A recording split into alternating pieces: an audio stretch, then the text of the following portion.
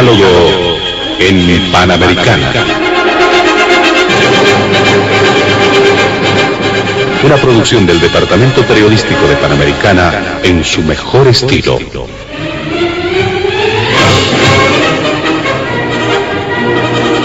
Entrevistas exclusivas sobre temas que crean expectativa general. Diálogo en Panamericana. Los sábados al mediodía y cada domingo a las 8 de la mañana. Y en trasnoche a las 24. Quedan ustedes con el staff de periodistas de Radio Panamericana.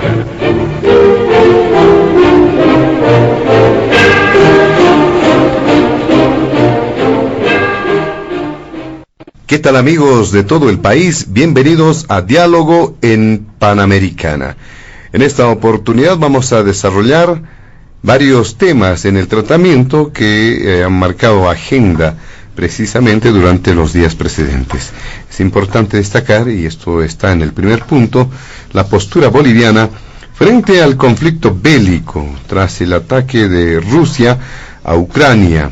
Existen obviamente distintos elementos que deben establecer las características, no solamente el contexto, sino los antecedentes obviamente del conflicto, pero es importante también destacar cuál es la postura de las naciones frente a este tema. Ya se ha dado cuenta de una resolución, por ejemplo, a nivel de la Organización de las Naciones Unidas en torno a este tema.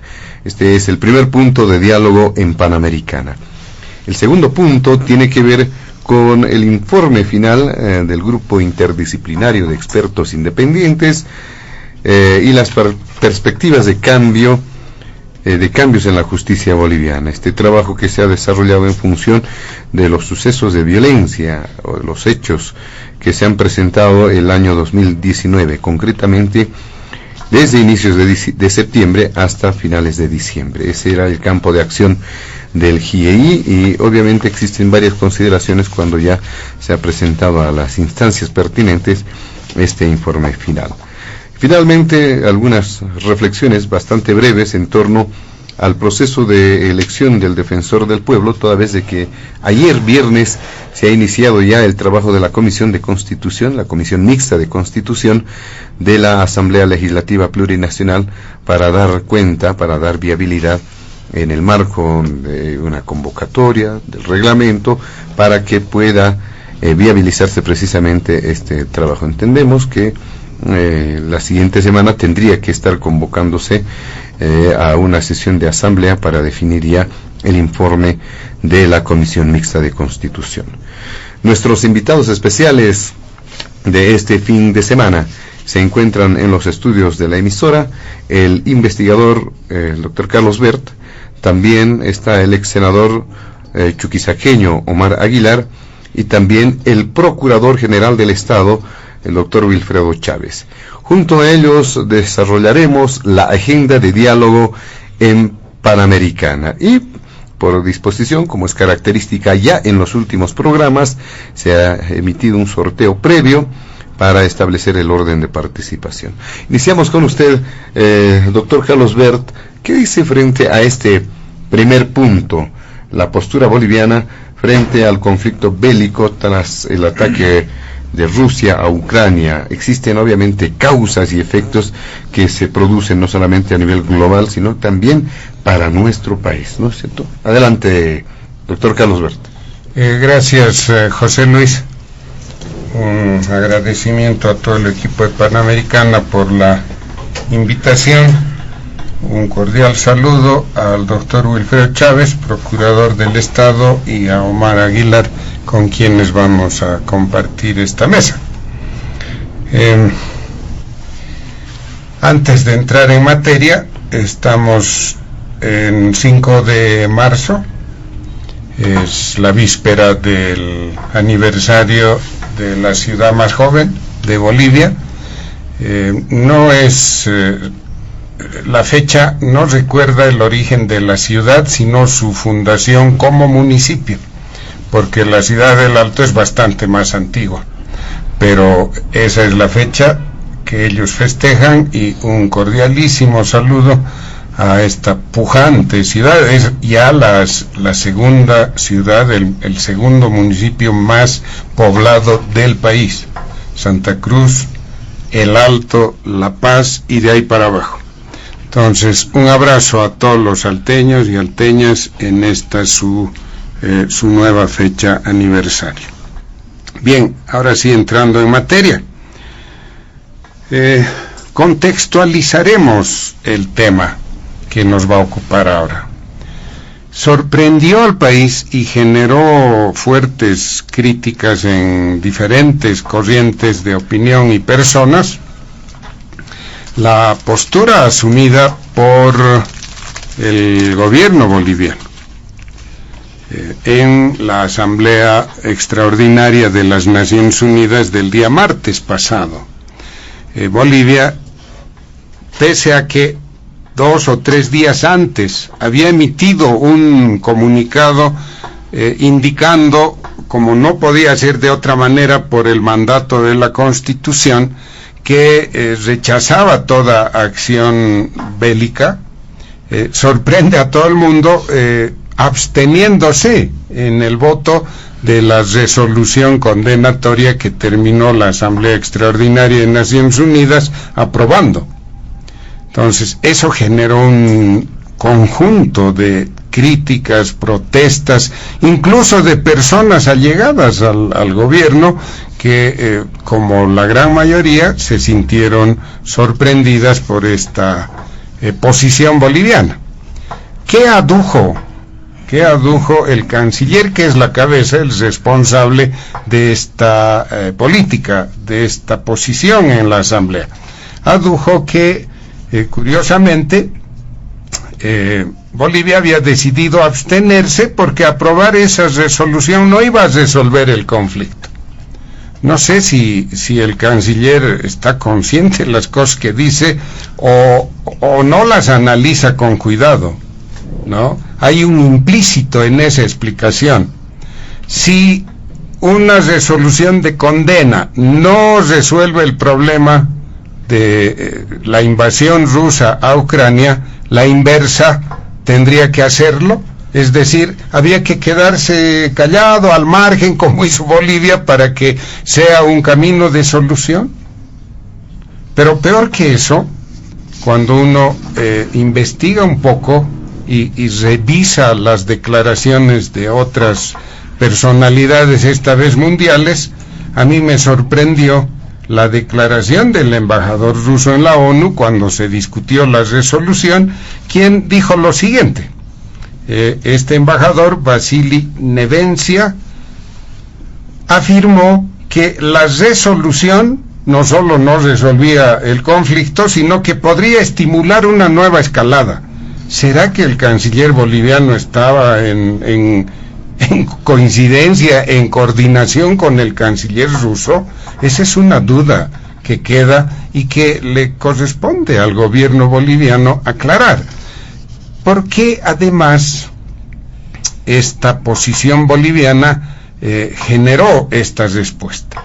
Miren, lo que está haciendo Rusia, y ha sido condenada por ello, es un conjunto de acciones violatorias de la Carta de las Naciones Unidas en su artículo 2.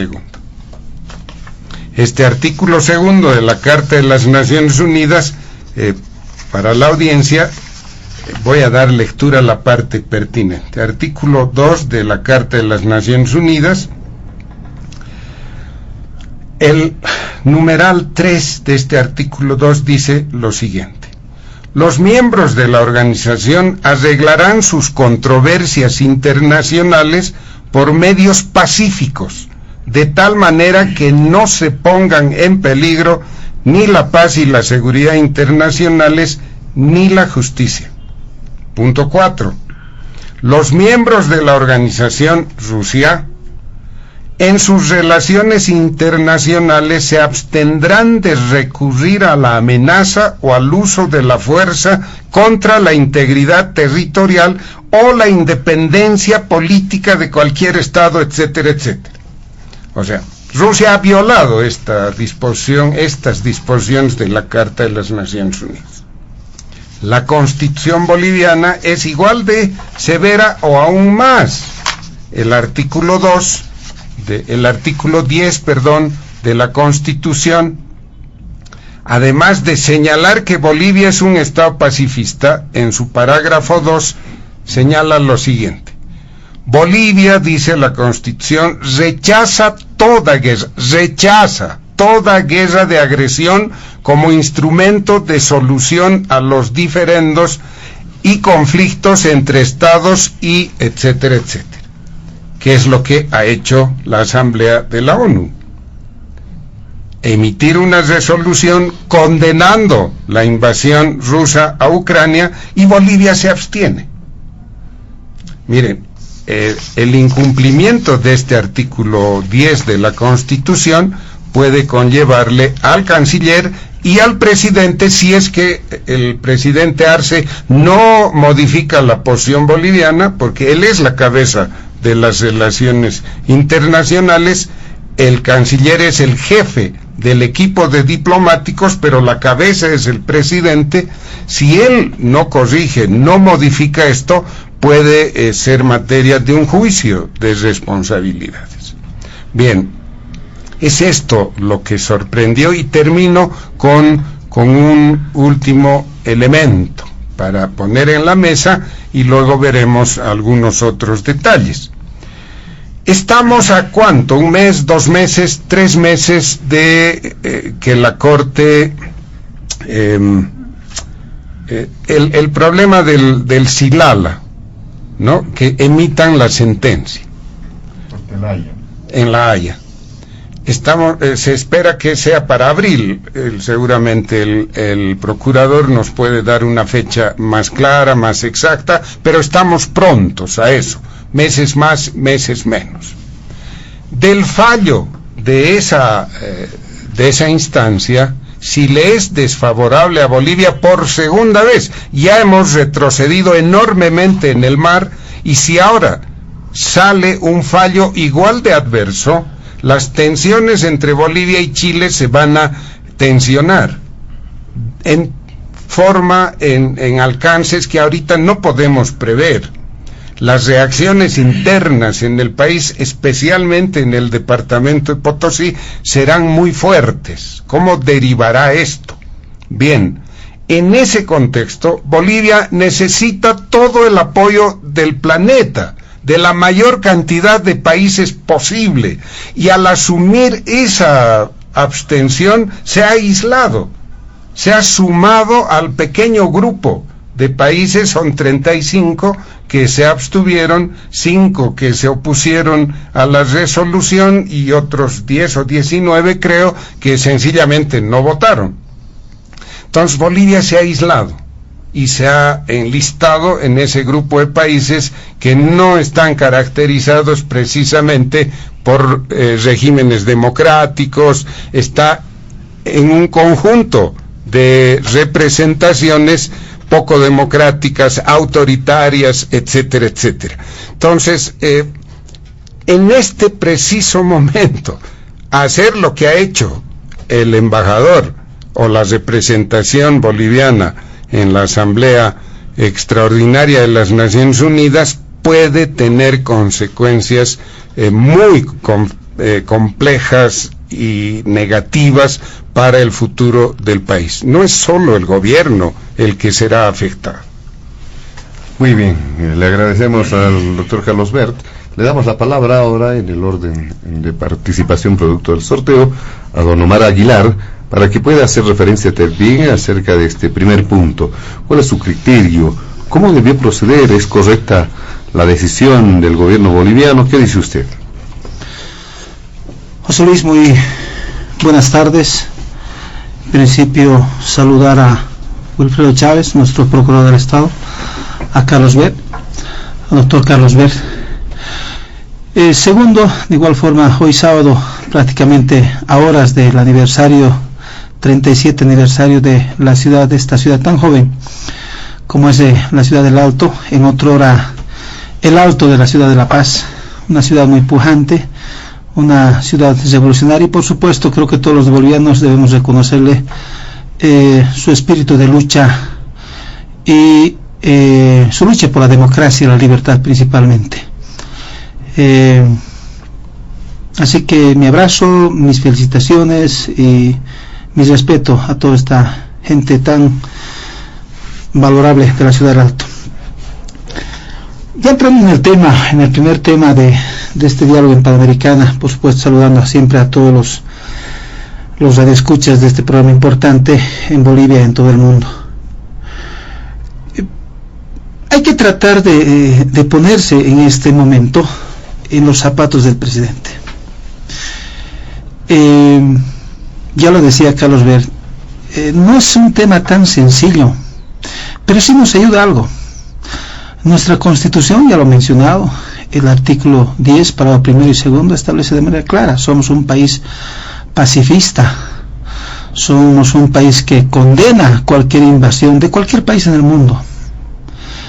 Yo no sé si ha sido de manera voluntaria la porción de Rolando Cuéllar, por ejemplo, para hacer una especie de globo de ensayo, porque después de estas aseveraciones, aplaudiendo poco más la porción de la invasión de Rusia hacia Ucrania, por supuesto que ha sido muy criticado, ¿no? Y Rolando Cuéllar es diputado del Movimiento al Socialismo del departamento de Santa Cruz, más allá de que sea suplente. ¿Para qué mencionar la porción del diputado Juanito Angulo, ¿no? Yo creo que ya está. Para muchos ha sido hasta para la risa, para muchos para el sarcasmo, ¿no? Es como pretender decir: no sabemos si el Papa Francisco es Papa porque no vivimos en el Vaticano, ¿no? Es una ridiculez. Lamentamos esta porción, tomando en cuenta que son nuestras autoridades, ¿no?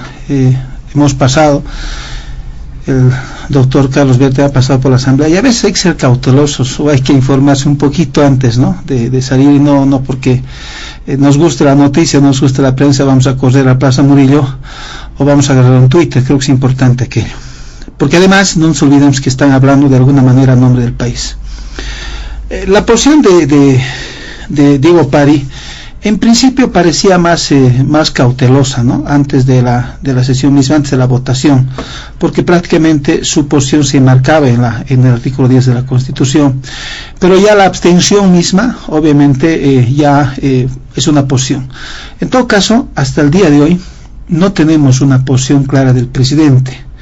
Habrá que saber si en los próximos días el presidente del Estado, que es la primera voz, la primera autoridad de nuestro Estado, va a ser finalmente el que defina cuál es la posición oficial de nuestro Estado plurinacional. Pero yo decía al principio, no es tan simple la posición que tengamos.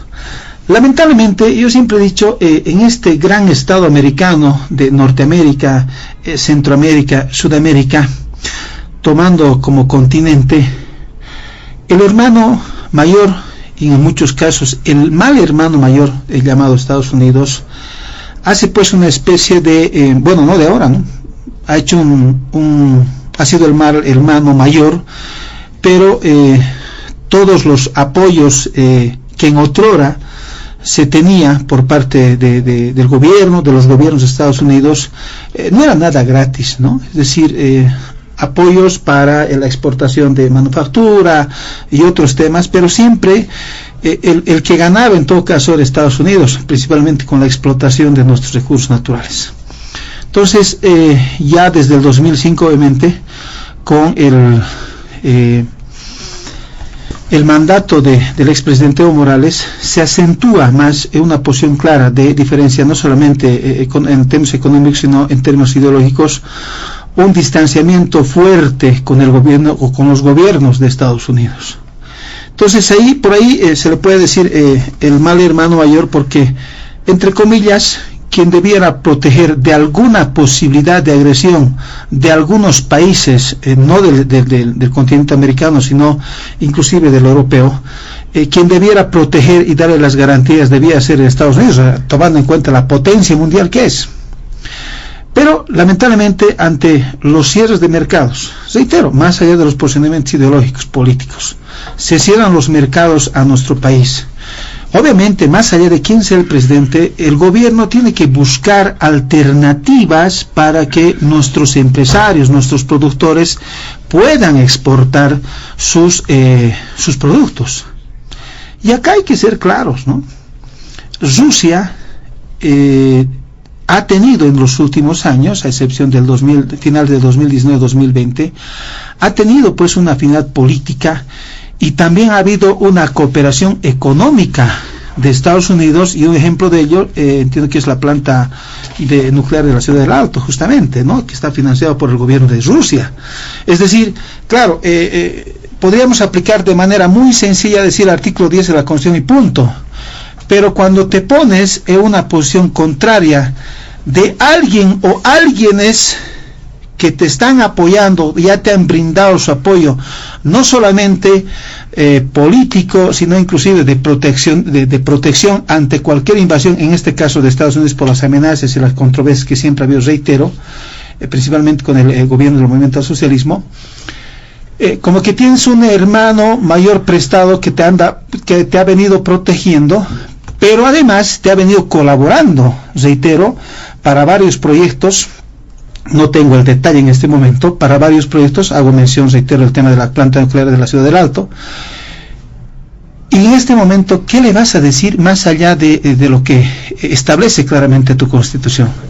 Te vas a poner en contra de aquel país que te está brindando. Ojo, ya la posición de Diego Pari, de abstenerse, de alguna manera, a futuro se dirá, a ver, ¿quiénes votaron a favor de Rusia? ¿Y quiénes votaron en contra de Rusia? ¿Y quiénes se abstuvieron? Porque abstenerse también es de alguna manera decirle no, ¿no es cierto? Entonces es un tema complejo para el Estado boliviano, pero reitero, tendrá que ser el presidente, en todo caso, quien tome la última posición como país.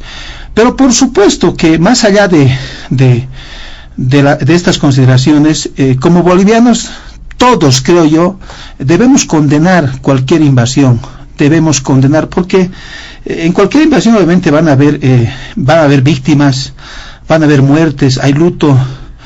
Yo realmente, y hago un paréntesis acá, es increíble, yo quiero decir esto, viendo ya los videos, las imágenes de la invasión de Rusia a Ucrania, hay tanques de Rusia inclusive quemados, edificios bombardeados, pero si ustedes han visto, y no sé si comparten conmigo, pero veo a un pueblo ucraniano que es como si no pasara nada, es como si estuvieran acostumbrados. Obviamente hay mucha gente que ha tomado los recaudos y ha salido del país, pero hay mucha gente que, al igual que su presidente, están en su país enfrentando la guerra prácticamente.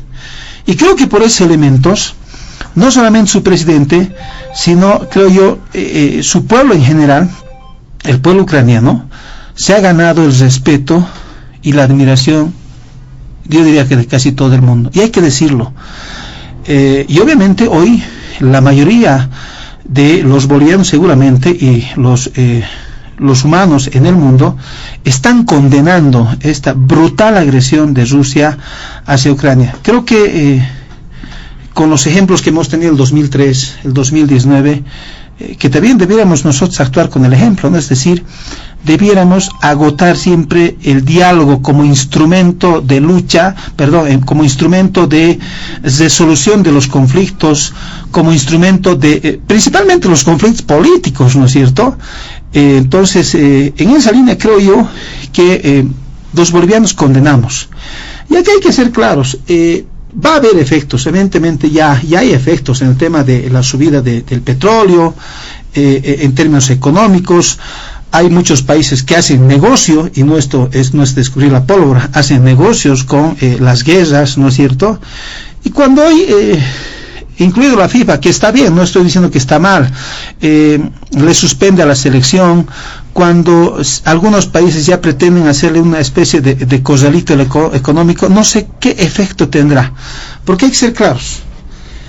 La alianza que hoy mantiene, a pesar del conflicto, Rusia y China, dos potencias, no solamente en términos de potencia bélica, sino principalmente en términos de potencia económica, los dos juntos le hacen frente a cualquier país, incluida la Unión Europea, porque de acuerdo a los datos, por ejemplo, los recursos que tiene Rusia en la Unión Europea no supera el 30%.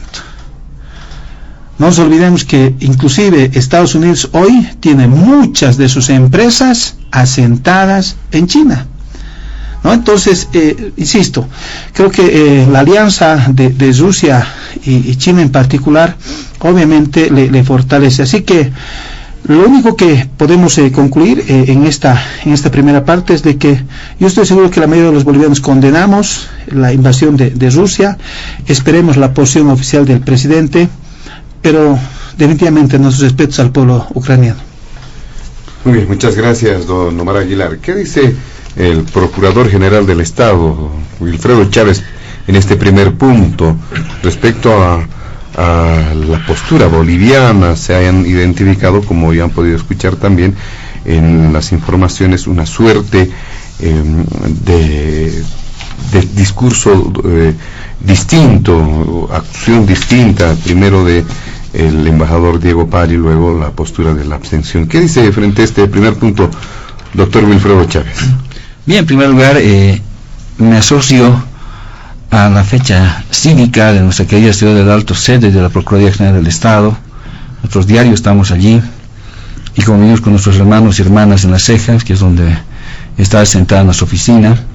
Un saludo especial a las hermanas y hermanos que trabajan diariamente en la ciudad, que en sus negocios, en sus actividades, aportan y llevan el pan a la casa. Mi saludo muy especial para todos ellos y ellas, que mañana estamos festejando en realidad nuestra fecha cívica, que si bien lo ha aclarado hace un momento atrás el doctor Bert, no es la fundación como sí, pero es el reconocimiento como cuarta sección municipal, y es una fecha por eso histórica, ¿no?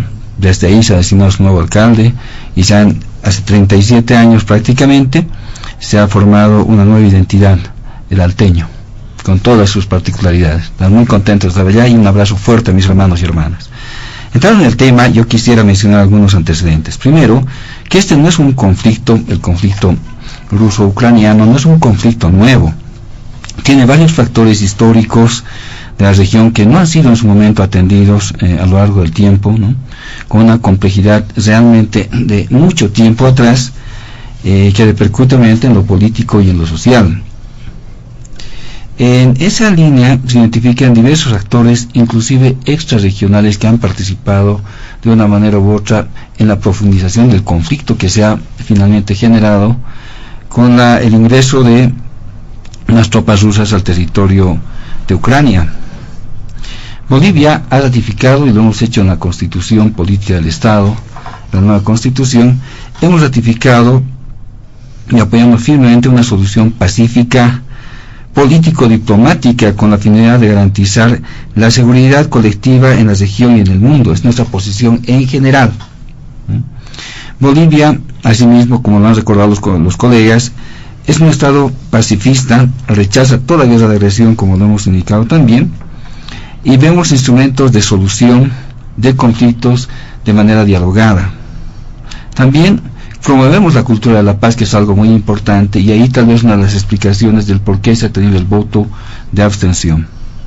En todo caso, la posición final la va a dar el canciller, ya la ha dado el canciller, y probablemente sea de conocimiento o sea nuevamente valorada por el presidente del Estado. Es una situación que se ve a nivel de la Cancillería. Pero en todo caso, nosotros promovemos como Estado la Carta de las Naciones Unidas, promovemos el derecho internacional, lo respetamos, y asimismo el derecho internacional humanitario, que ahora está muy, es muy necesario en las zonas de conflicto. En esa dinámica se ha votado el 2 de marzo, y hace varios días atrás, una resolución titulada Agresión contra Ucrania. Esta resolución, en primer lugar, debemos aclarar la naturaleza de esta resolución. No es una resolución vinculante, como otras que asumen las Naciones Unidas. No es una resolución vinculante en cuanto es una resolución que tiene solamente un alcance limitado, no es una decisión ejecutiva, es el término técnico, como lo hace por ejemplo el Consejo de Seguridad, donde a los demás nos excluyen, ¿no? En estas cosas todos participan y votan y pareciera una democracia perfecta que funciona en Naciones Unidas, y eso no es así. Quien decide en el fondo es el Consejo de Seguridad, y en estos temas particularmente. Y no nos vengan a decir que esa democracia funciona en el Consejo de Seguridad. Invitan por turno a algunos países para que durante cierto tiempo participen del Consejo de Seguridad. Pero los miembros fijos son las potencias, dos de ellas particularmente, una de ellas Rusia, que está en conflicto en este momento, que tienen derecho a veto.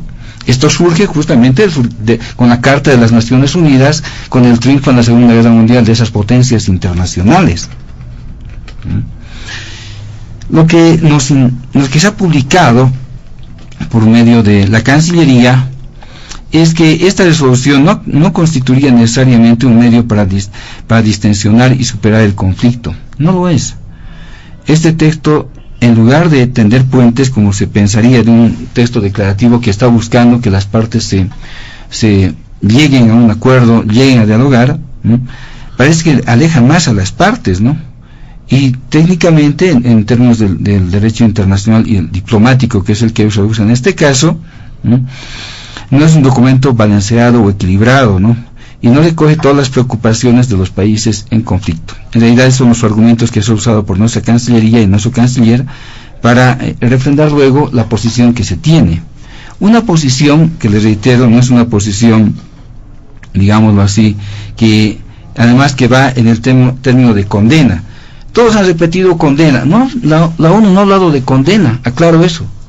La ONU jamás ha aprobado condena, para quienes dicen que no se ha condenado. La ONU ha hablado de un término mucho más leve, deplora, dice. Y si vamos a buscar el diccionario, hay una diferencia sustancial entre condenar y deplorar. Claro.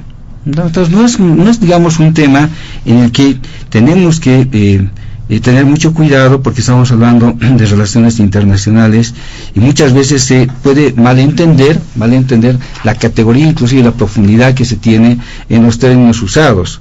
La prensa ha manejado el término condena, pero si leemos dice deplora, y ese es el término aprobado por el conjunto de países, una mayoría de países en Naciones Unidas. Todos obviamente estamos en contra de la guerra, pero también hemos querido escuchar la misma energía en otras guerras de intervención que han habido en el mundo, en muchas.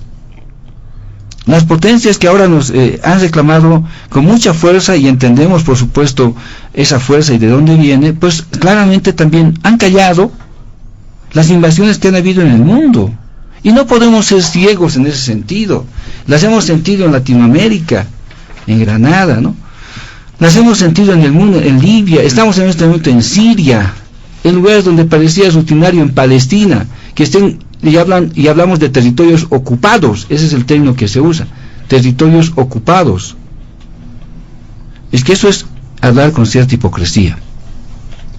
Yo pienso que hay que ser claros. No puede mantenerse un discurso doble, ¿no? Condenar o, en tu caso, deplorar para unos y no decir nada sobre lo otro. La invasión a Irak, por ejemplo, decían que había armas de destrucción masiva, pero no las encontraron al final. O alguien nos puede decir ahora, después de 20 años, que han encontrado una sola arma de destrucción masiva. No, pero ha servido para que se invada un país. Se han pasado por encima de Naciones Unidas, resoluciones, no ha servido de mucho. A lo que quiero llegar es que el Estado, entiendo por lo menos, ha asumido una posición en el momento para apoyar, para que se apoyen los vínculos de comprensión entre las dos potencias en conflicto. Condenar a una es cerrar el camino a la otra. Tenemos que ser más amplios. Países que permanentemente han luchado por no alinearse ni a uno u otro lugar, por ejemplo India, encabezando el movimiento Los No Alineados en su momento, está en esta posición también. Tradicionalmente lo han hecho así, y es una potencia mundial. La India es la tercera economía del mundo, próximamente a ser la segunda o la primera en los siguientes 10 años según las perspectivas económicas, pero mantiene una posición igual. Por eso le vamos a decir que es un país que repele. No todos estamos en contra de la guerra en concepto, por supuesto que sí, pero tenemos también que saber equilibrar las decisiones que tomamos y ser consecuentes. Si alguna vez se ha hecho este tipo de declaraciones en otras circunstancias o en otras invasiones, porque no van a venir con el cuento que es la única invasión que ha habido. No, señores. Han habido muchas invasiones, he referido simplemente a algunas. E infelizmente a veces nuestro país ha votado, ¿no?, seguramente apoyando o callando esas invasiones. Habría que hacer un poco de historia, qué ha pasado, ¿no?, con la invasión a Irak, qué posición hemos tenido, si es que la hemos tenido, para ser autorreflexivos y que no se, digamos, se tenga un concepto desadecuado. Reitero, se ha deplorado la agresión rusa. Nuestra posición ha sido de mantenernos imparciales en el tema, efectivamente, por supuesto esperando que haya un desenlace positivo, porque se ha hecho un análisis, según se ha informado por Cancillería, de que no era equilibrada la declaración que se estaba emitiendo por parte de la mayoría de los países que finalmente votaron por ella. He puesto ese contexto para iniciar este tema. Muy bien, le agradecemos al Procurador General del Estado en esta primera ronda. Vamos a realizar una segunda ronda precisamente para establecer algunas puntualizaciones, algunos elementos que seguramente quedan sueltos en el programa, y hacer referencia, reiteramos, para cerrar este primer punto, una nueva ronda. Doctor Carlos Bert. Sí, unos comentarios respecto a lo manifestado por Omar y el doctor Chávez. Primero, el comercio exterior boliviano con Rusia no llega ni al 1%. O sea, no es verdad que Rusia es un mercado alternativo a los tradicionales, o especialmente al de Estados Unidos. No es verdad eso. Y no va a crecer, porque hay muy poco de Bolivia que le interesa a Rusia. Lo que es más, somos competidores en varias materias primas. Y el otro elemento es que parte de los mercados cerrados en Estados Unidos fueron obra de Evo Morales, especialmente el tema de los textiles. Evo Morales, por sus diferencias ideológicas respetables, gran parte de la población boliviana tiene una posición antiimperialista, o sea, eso no está en discusión, pero actuó desde razones ideológicas y, por ejemplo, ¿no?, para seguir solo ese ejemplo, se negó a continuar con el ATPDA y eso ocasionó el cierre de los mercados textiles, y lo que ha ocasionado un gran daño al Alto, a la ciudad del Alto. Varias empresas textiles terminaron yéndose o a Santa Cruz, la mayoría se han ido a Chile y al Perú, obra de Evo Morales. O sea, no son argumentos suficientes. Y en lo que dice el doctor Chávez, no es vinculante, sí, no es vinculante la resolución. La ONU no condena, solo deplora, efectivamente. Y además, si esta resolución no tenía esa fuerza, ¿por qué negarse a firmarla? Si es inocua la resolución, ¿cuál es la razón para no sumarse en un momento en que Bolivia lo que menos necesita es aislarse? Entonces, el problema es otro, a todas luces, ¿no es cierto? Ahora, intentar justificar la abstención, recordando que otros gobiernos bolivianos no emitieron condenas o no se pronunciaron. Yo francamente no recuerdo qué hizo Bolivia en el caso de la invasión a Irak, no recuerdo, pero lo que sea que hubieran hecho, ya basta de ese cuento.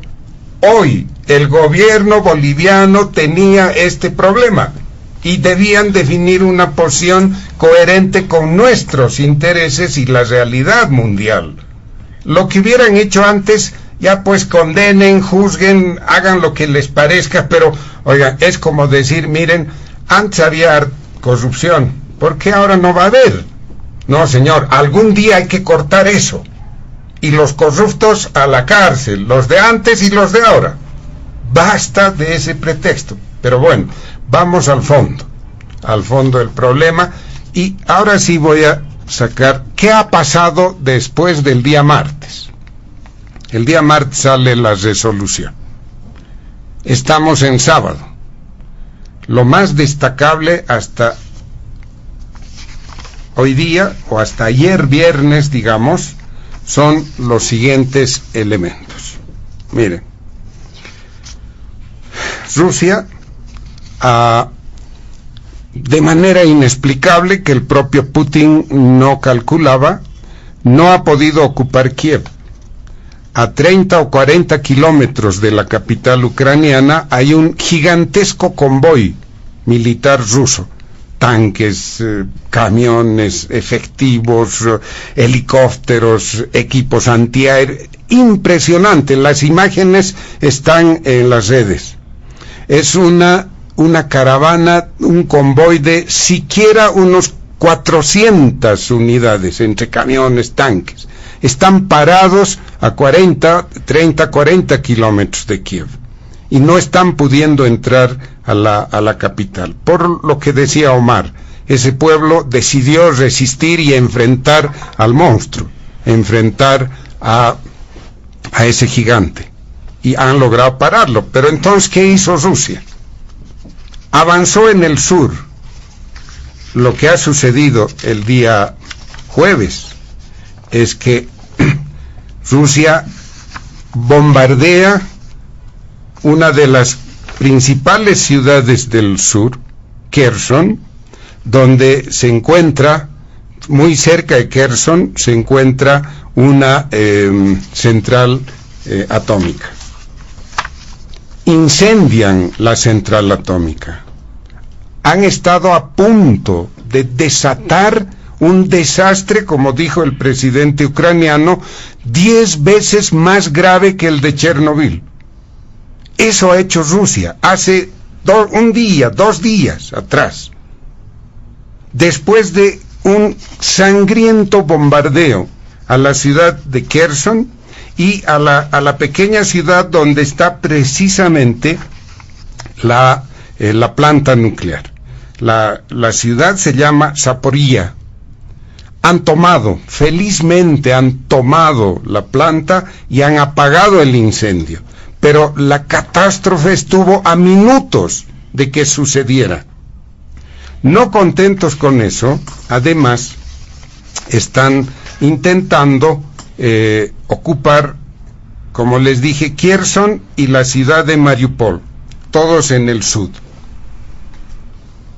El bombardeo es cruentísimo. Centenares, miles de civiles. Se estima que son más de 2.000 civiles ya muertos en los bombardeos. Omar, 1 millón de personas ya han salido de Ucrania huyendo hacia Polonia. 1 millón ya, mujeres y niños. Los hombres, ancianos, adultos, jóvenes están luchando. Han decidido quedarse. Y para que los ancianos salgan a luchar, significa que la identidad, la fuerza de ese pueblo es muy grande. Lo que está haciendo Putin en Ucrania es una verdadera masacre y se está configurando el delito de genocidio, sin lugar a dudas. ¿Qué va a hacer Bolivia frente a esto? ¿Qué va a hacer ahora Bolivia frente a esto? A este panorama internacional le sumemos lo que he explicado antes, no lo voy a repetir, el tema del Xilala. Estamos a meses de que salga esto. Bolivia necesita estar en la comunidad internacional, no aislada con esos 30 países. Necesita estar con los 150 que votaron por deplorar o condenar la actitud rusa en Ucrania. Y termino con esto. Miren, 2 argumentos hasta el día de hoy ha levantado Putin para justificar su decisión de invadir Ucrania. Solo 2 argumentos. Primero, que la intención de la OTAN, o mejor de Ucrania, de incorporarse a la OTAN, digo mejor porque Ucrania pidió incorporarse a la OTAN y la OTAN le dijo no, precisamente para evitar esto, pero no ha servido de nada. Putin igual decidió hace mucho tiempo invadir Ucrania y lo ha hecho. Bueno, él dice que es una amenaza de seguridad para Rusia que la OTAN ingrese a Ucrania. lo cual es una falacia. Miren, cuando se habla de geopolítica es mejor tener un mapa al frente, en la mano. Les he traído aquí un mapa para que vean. Este es el mapa de Europa. Y van a ubicar con precisión dónde está Ucrania, dónde está Rusia, las fronteras. En el norte de Ucrania está Bielorrusia, y al norte de Bielorrusia están Lituania, Letonia, Estonia. Al oeste de Ucrania y de Bielorrusia está Polonia, República Checa y Eslovaquia. Todos estos países que acabo de mencionar ya son parte de la OTAN, ya se han incorporado a la OTAN. Lo que es más, la distancia entre Estonia y Letonia a Moscú es más corta que la distancia de Kiev a Moscú. Por lo tanto, la OTAN ya está en las fronteras de Rusia. Y recién ahora se le ocurre a Putin esgrimir como argumento este hecho, lo que demuestra que es una falacia. No tiene esa razón en esa explicación. ¿Y cuál es el segundo argumento? Que en las dos provincias prorrusas del este de Ucrania se estaban cometiendo masacre con la población de habla rusa. En realidad lo que pasaba era que desde 2014 se desató guerra ahí porque la población, la minoría de habla rusa de ese sector de Ucrania intentaban separarse de Rusia, de Ucrania, para irse a Rusia. El Estado ucraniano tiene que defender su soberanía y desde 2014 había guerra ahí, guerra civil. Para que la población asuma, recordemos lo que pasó en el Acre para Bolivia. A principios del siglo XX, unos filibusteros brasileros se asientan en las márgenes del río Acre, en el norte de lo que hoy es Pando, un poco más al norte, que era territorio boliviano. Se asientan en territorio boliviano, se consolidan y luego dicen vamos a hacer un estado independiente, exactamente como están haciendo esta minoría de habla rusa. Un poco más adelante le piden al Estado brasilero que los proteja, y el Estado brasilero invade ese territorio que era boliviano y nos lo usurpan. Es exactamente lo que está pasando en el este de Ucrania. Por lo tanto, la explicación de Putin tampoco tiene fundamento. Es una invasión, es una agresión que viola el artículo 2 de la Carta de las Naciones Unidas.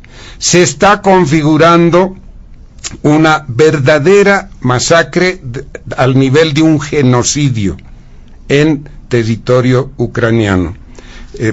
Por si los colegas desean observar el mapa, les pongo a su disposición para que vean exactamente cómo está el terreno y lo que está sucediendo. Esto es lo grave. Bien, cierro. Ya el canciller dijo que ya fijó posición a través de su embajador en Naciones Unidas. Solo resta escuchar la palabra de Arce Catacora de cara a los últimos sucesos, a lo grave de esta guerra, a lo que puede suceder en los próximos días y a lo que sucedería si Putin, desesperado por su poco éxito, agudiza más la agresión y el ataque contra Ucrania. Muy bien, muchas gracias. Le damos al doctor Carlos Wert cerrando este primer punto. ¿Qué dice usted, don Omar Aguilar, también para cerrar el primer punto del programa? Bueno, simplemente una primera aclaración. Yo en ningún momento mencioné de que las relaciones económicas con Rusia eran de las mejores. Lo que he mencionado es que Rusia, los últimos años, ha brindado apoyo económico a nuestro país. Y he puesto un ejemplo, ¿no? pero no hay que olvidar que hay países que están interesados en el tema del litio, que puede ser uno de los negocios importantes a futuro. Comparto el criterio de el doctor Chávez, ¿no? Es decir, acá definitivamente es una lucha de potencias, la de Estados Unidos en términos de geopolítica y en términos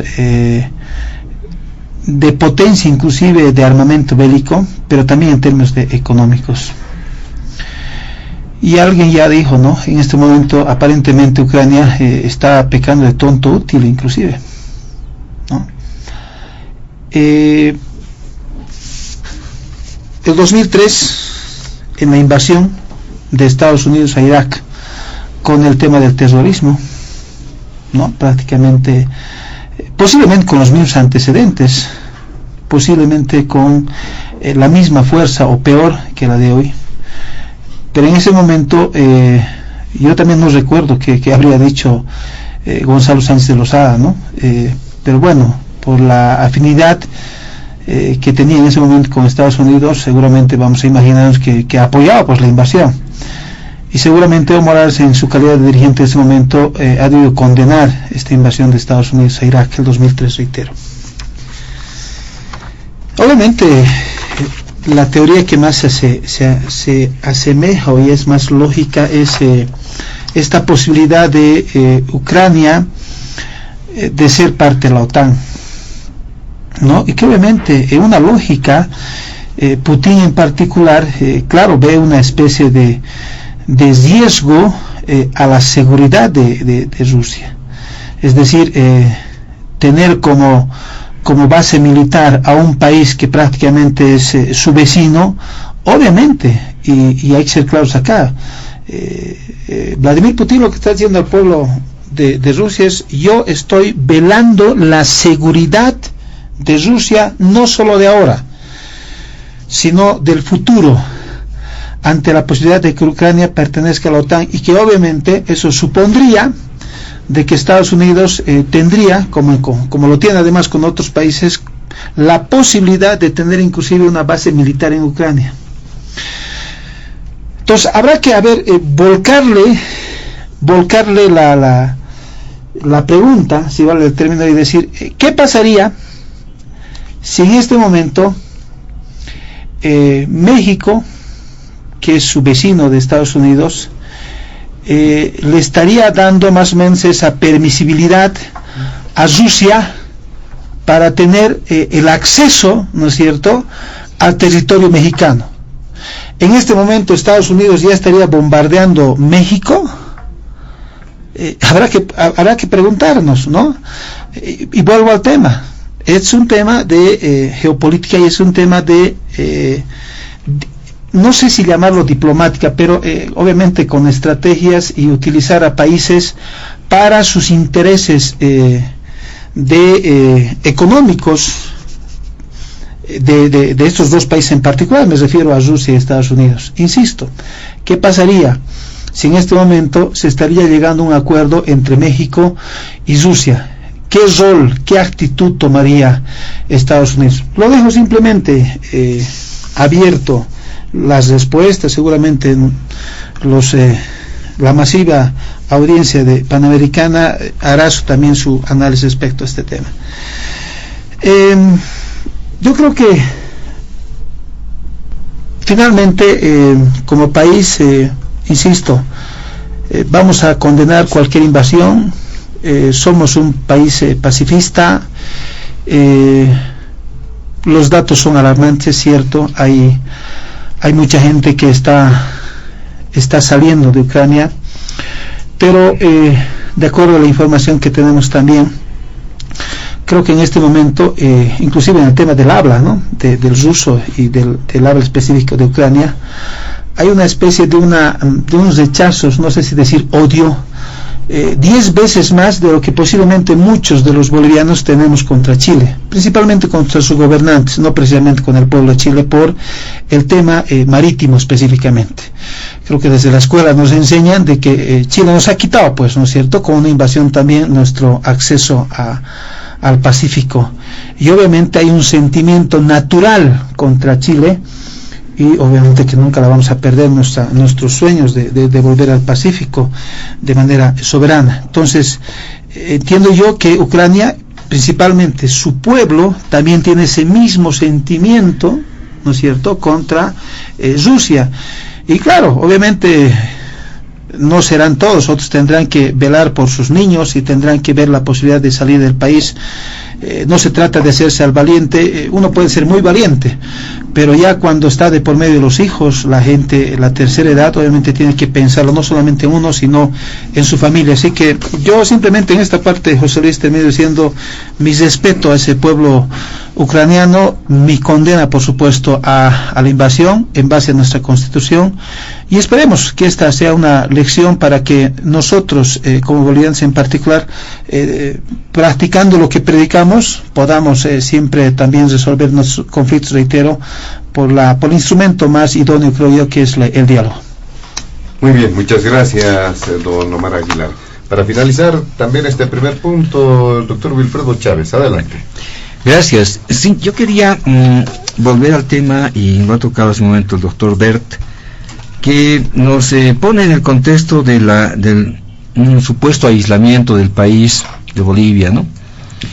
Por la posición que ha tenido, que es una posición de no votar por el acto de deploración que ha realizado la Asamblea de Naciones Unidas, la Asamblea General. Pero si fuera ese el caso, yo no entendería cómo las potencias más importantes del planeta, y ahí retomo lo que se ha dicho hace un momento atrás por Omar, este es un juego de potencias internacionales, efectivamente. Nuestro canciller ha sido claro, nuestro ex canciller Diego Pari ha sido claro en mencionar que el conflicto de Rusia y Ucrania es responsabilidad de potencias occidentales, que ponen en riesgo la seguridad y la paz de otros estados usando a estados intermediarios, que favorecen las ambiciones expansionistas y amenazan la seguridad de sus vecinos. Esta posición de Ucrania y de sus líderes, ¿no? Se ha dicho mucho sobre la posición que tienen, y eso habría también que ver con cuidado, porque se ha hablado mucho del resurgimiento de elementos nazistas o pronazistas. Las fotos que han circulado, que no son montadas, por cierto, muchas de ellas dan cuenta de eso. Hay elementos xenófobos hacia la población rusa, que no es como en el caso de Bolivia, que efectivamente durante algunos años se han asentado elementos brasileños y finalmente han declarado una especie de independencia, finalmente secesionado, ocasionando la guerra del Acre, donde hemos podido conservar lo que es actualmente Cobija, ¿no? Con la historia que tenemos, la batalla de Bahía, en fin, hemos logrado conservar nuestra independencia y no perder todo ese territorio tan rico. Si una buena parte se perdió, pero en el caso de Rusia parece que el tema más allá, porque no es un problema de 10 o 20 años, es un problema más que centenario. Los asentamientos rusos en las dos, entre comillas, repúblicas que reconoció Putin antes de iniciar la guerra, fue justamente el anuncio del inicio de la guerra, viendo así, es diferente. Son asentamientos de mucha más antigüedad, muchísima más antigüedad, si se quiere ver eso. No se puede comparar una cosa con la otra. Hay una tradición, por eso el habla rusa es se habla en esas dos ciudades, esos dos asentamientos, dos ciudades grandes, se habla ese idioma, y eso no se puede negar.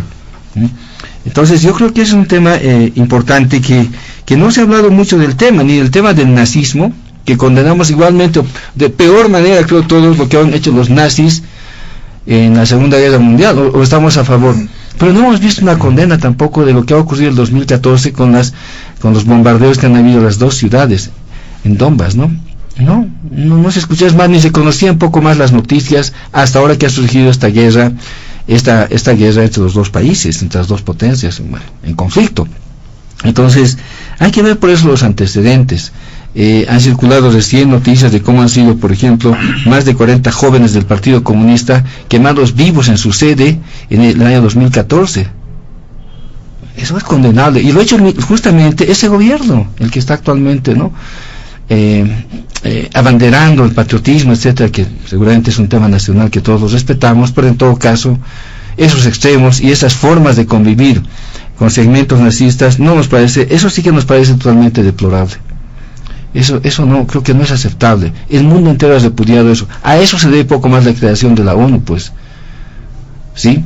Y nadie habla poco más de eso. Parece un tema aislado, no es un tema de fondo, porque los grupos han provocado justamente esas masacres de por lo menos 14.000 personas en la guerra que hubo el año 2014 como precedente a esta guerra que actualmente tenemos.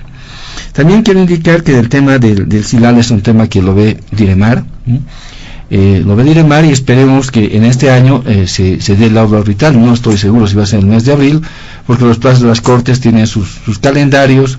El COVID ha hecho que se varíen las agendas también, es un problema recurrente en los arbitrajes que llevamos a la Procuraduría. Varios de los calendarios procesales se han visto diferidos por este tema. Bueno, esperaremos que en la gestión se dé, pero no tendríamos que vincular de una manera tan dramática a una decisión que tiene una explicación técnica, sobre todo para los bolivianos y bolivianas. Está bastante claro lo que son las aguas del cantón Quetena Chico y Grande, que lo conocemos como Silala, manantiales que brotan en el territorio boliviano, y eso no tiene discusión. Pero en todo caso esperaremos una decisión del tribunal, de la Corte, en ese sentido, y no podemos irnos a hacer baza pues con todos los países tampoco. Tenemos una Corte donde se han planteado la pretensión de un Estado, hemos contestado como Estado, hemos replicado como Estado, y estamos esperando una decisión judicial. No sé ya en qué medida superior pueda darse o influir en una decisión del Silala lo que va a ocurrir o no con la guerra de Ucrania, ¿no? Eso es algo que no sé si realmente pueda tener algún asidero serio para poderlo tomar en cuenta. Ahora bien, es geopolítica, nosotros podemos simplemente comentar, estamos haciendo de una manera bastante dinámica eso, no vamos a decir absolutamente nada, son criterios que damos y queremos orientar justamente a la población en el sentido de que pues el país debe mantener una posición, entendemos, bastante sobria sobre el tema.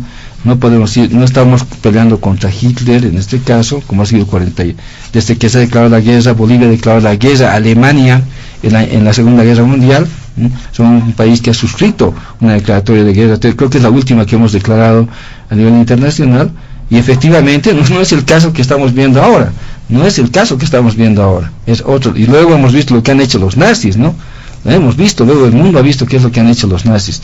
Entonces yo creo que eso hay que dejarlo tal vez todavía pendiente a que en los siguientes días vaya evolucionando esto. Ojalá los diálogos que se han iniciado, 2 por lo menos han habido en la semana pasada entre los representantes de los dos países, esperemos que funcione, esperemos que sea así, y bueno, alentar a que sea pues el diálogo la única vía de solución, la vía de conciliación que se dé entre las dos potencias. Lo demás, el avance o no de los ejércitos es un tema de estrategia, se usa siempre en la guerra, táctica y estrategia. No podemos decir por qué lo hace o por qué no lo hace.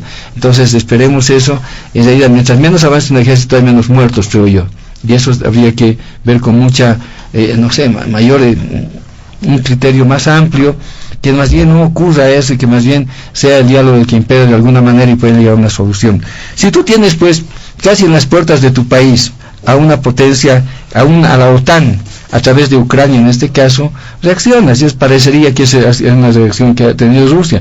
Es lo mismo que ha puesto el ejemplo. Yo recuerdo la crisis de los misiles de 1961, que casi nadie se acuerda, pero hay que ponerlo en tapete.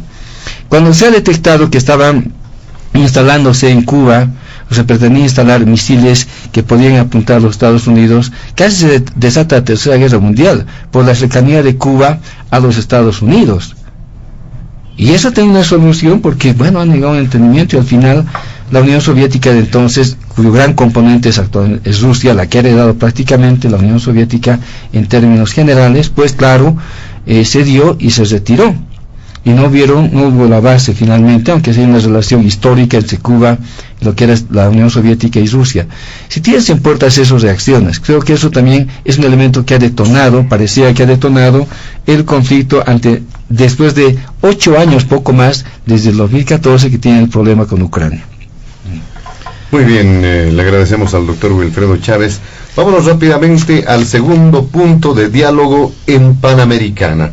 Y este tiene que ver con el informe que recientemente ha presentado ante las instancias pertinentes el grupo interdisciplinario de expertos independientes respecto a los sucesos que se han registrado entre septiembre y diciembre del año 2019 en nuestro país, y obviamente en función de la reiteración de algunos elementos que ya se habían conocido en el informe inicial que se presentó en Bolivia hace algunos meses, y también se formuló algunas aclaraciones, ¿no?, precisamente para dar cuenta y evitar que se esté distorsionando un poco lo que se había manifestado en esa oportunidad.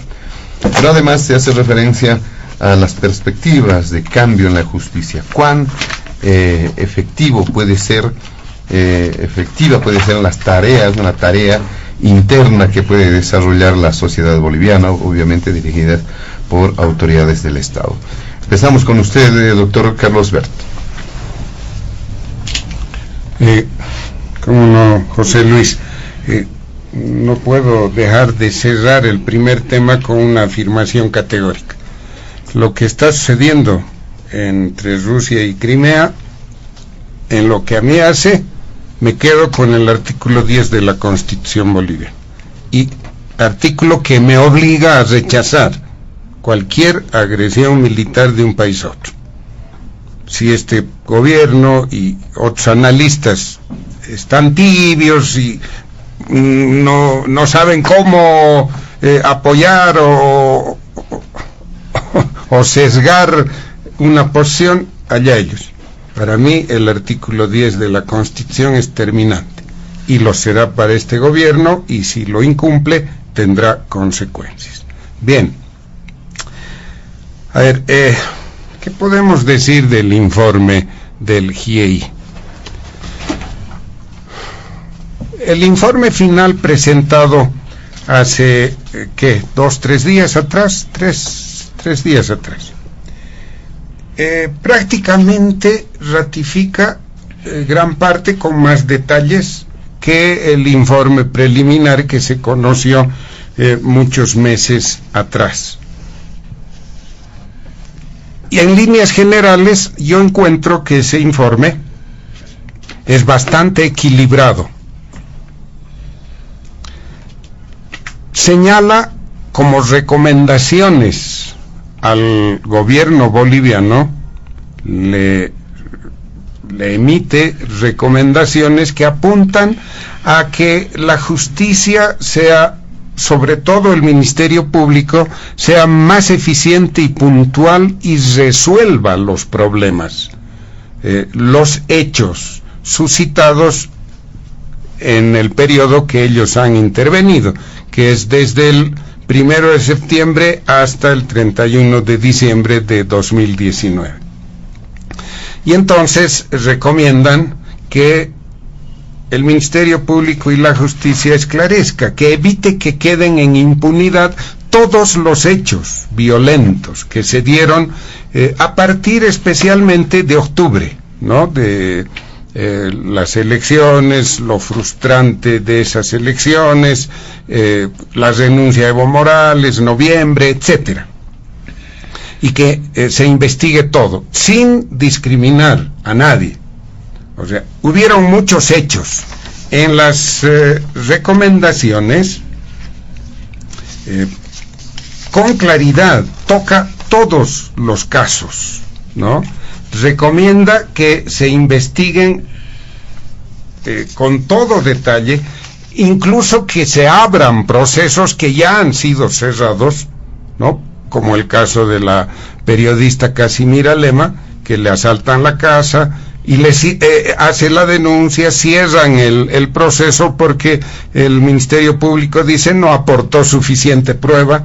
Entonces, como en ese caso, en varios otros que cerraron, o en algunos que procesaron de manera indebida a personas, el GIEI recomienda que se reabran procesos, que se mejoren y cualifiquen las investigaciones de uno y otro lado, que se esclarezca la muerte de esos dos personajes de Montero, que se esclarezca la muerte de quienes fueron victimados en Sencata, así como lo fueron en sacaba, en fin, es un informe equilibrado. Ahora, entre las recomendaciones, y aprovecho que está aquí el procurador para que nos dé alguna información adicional, ya que él es parte civil, es uno de los accionantes en uno de los juicios, no sé si en los dos, pero al menos en uno de los juicios a Yanine Áñez, ¿no? Creo que en, ¿cómo se llaman? Golpe de Estado, ¿no? Golpe de Estado 1 y 2, creo. No sé, solo en el 2. Bien. Entre las recomendaciones, ¿qué es lo que se lee? Mire, dice, la recomendación número 4, investigar. Estoy refiriendo a las recomendaciones para investigaciones penales, que está entre las páginas 377 y siguientes. Recomendación 4. Investigar todas las categorías de violaciones de los derechos humanos. Varias categorías de estos fueron violados y no han sido investigados. Tanto violaciones cometidas por agentes estatales como cometidos por particulares. Y cita como ejemplo agresiones a periodistas, trabajadores y sedes de medios de comunicación. La recomendación 6. Investigar todos los niveles de responsabilidad penal, incluso la autoría mediata. Y entiende, como es lógico, entre abogados entendemos esto, pero no la mayoría de la población. Felizmente los abogados somos minoría, no, porque sería muy grave si fuéramos mayoría. Entiende como autores mediatos o intelectuales a quienes instigaron, ordenaron e indujeron, y quienes, estando en posición de hacerlo, no impidieron los hechos o garantizaron su impunidad. Página 383. O sea, aquí hay una interrogante, por ejemplo. Bolivia ha conocido declaraciones de Evo Morales antes de renunciar. Todavía el mes de octubre, cuando comienzan los conflictos, y dice Evo Morales públicamente, en una reunión en Cochabamba, dice, bueno, que sigan haciendo bloqueos, vamos a acercar las ciudades. Eso cae en autoría intelectual. Se conoce después de su renuncia, cuando ya está en Buenos Aires, los famosos audios, ¿no?, que le instruye a un ex dirigente que después es detenido, que cerquen las ciudades y que no dejen entrar alimentos.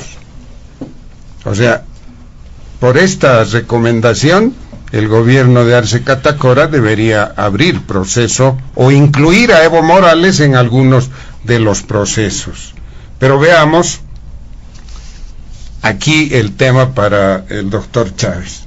La recomendación 7 dice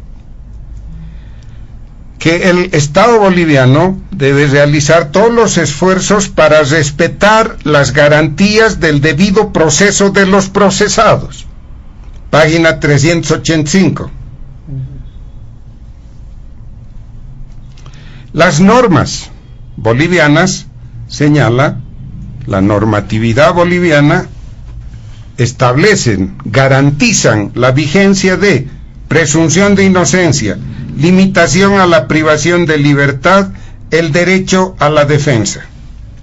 El GIEI, en otro de los pasajes, recomienda que se revisen todas las imputaciones y violaciones de las garantías del debido proceso. Esto implica revisar la detención preventiva larguísima por la que está atravesando la señora Yanine Áñez. Lo van a hacer, está en las recomendaciones del GIEI.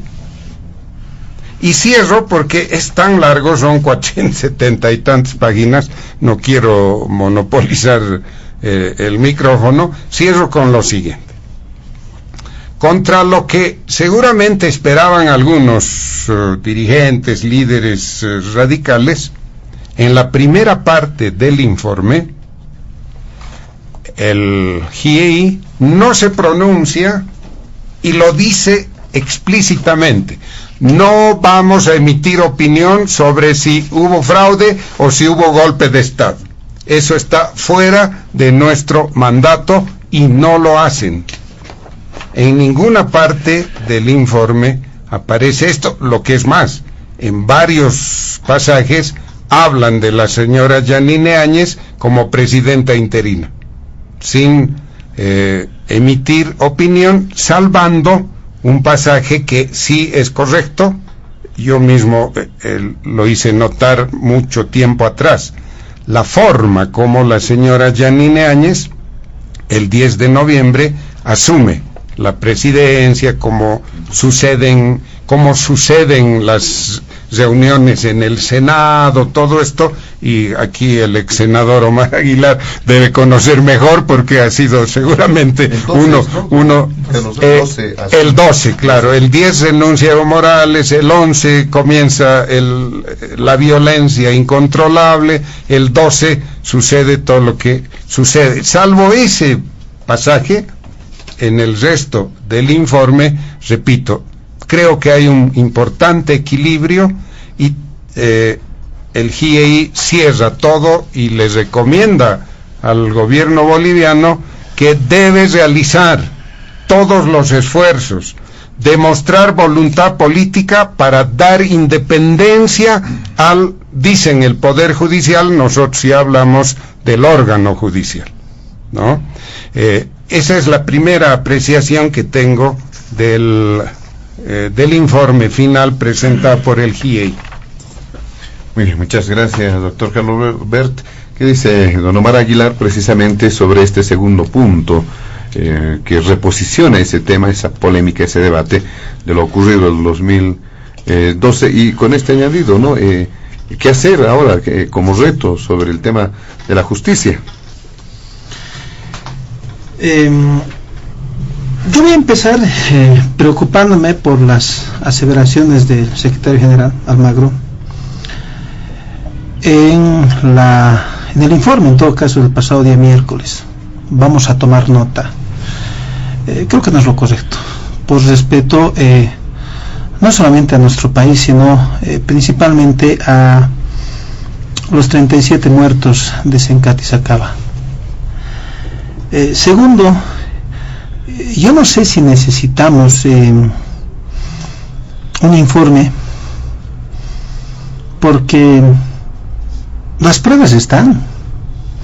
Yo en algún momento, algún investigador, Jorge Richter, le decía, obviamente respetando su trayectoria, a mí no me va a explicar lo que yo he vivido, ¿no? Y nosotros, junto a nuestra alcaldesa Eva Copa, junto a esas, siempre digo, 12 valientes senadoras, diputadas, diputados, que día y noche tuvimos que hacer todos los esfuerzos sobrehumanos para devolverle lo más preciado en todos los países, la libertad y la democracia. Eso le ha devuelto esa asamblea del 2015 al 2020, la libertad y la democracia al país. Y eso debía ser reconocido absolutamente por todos.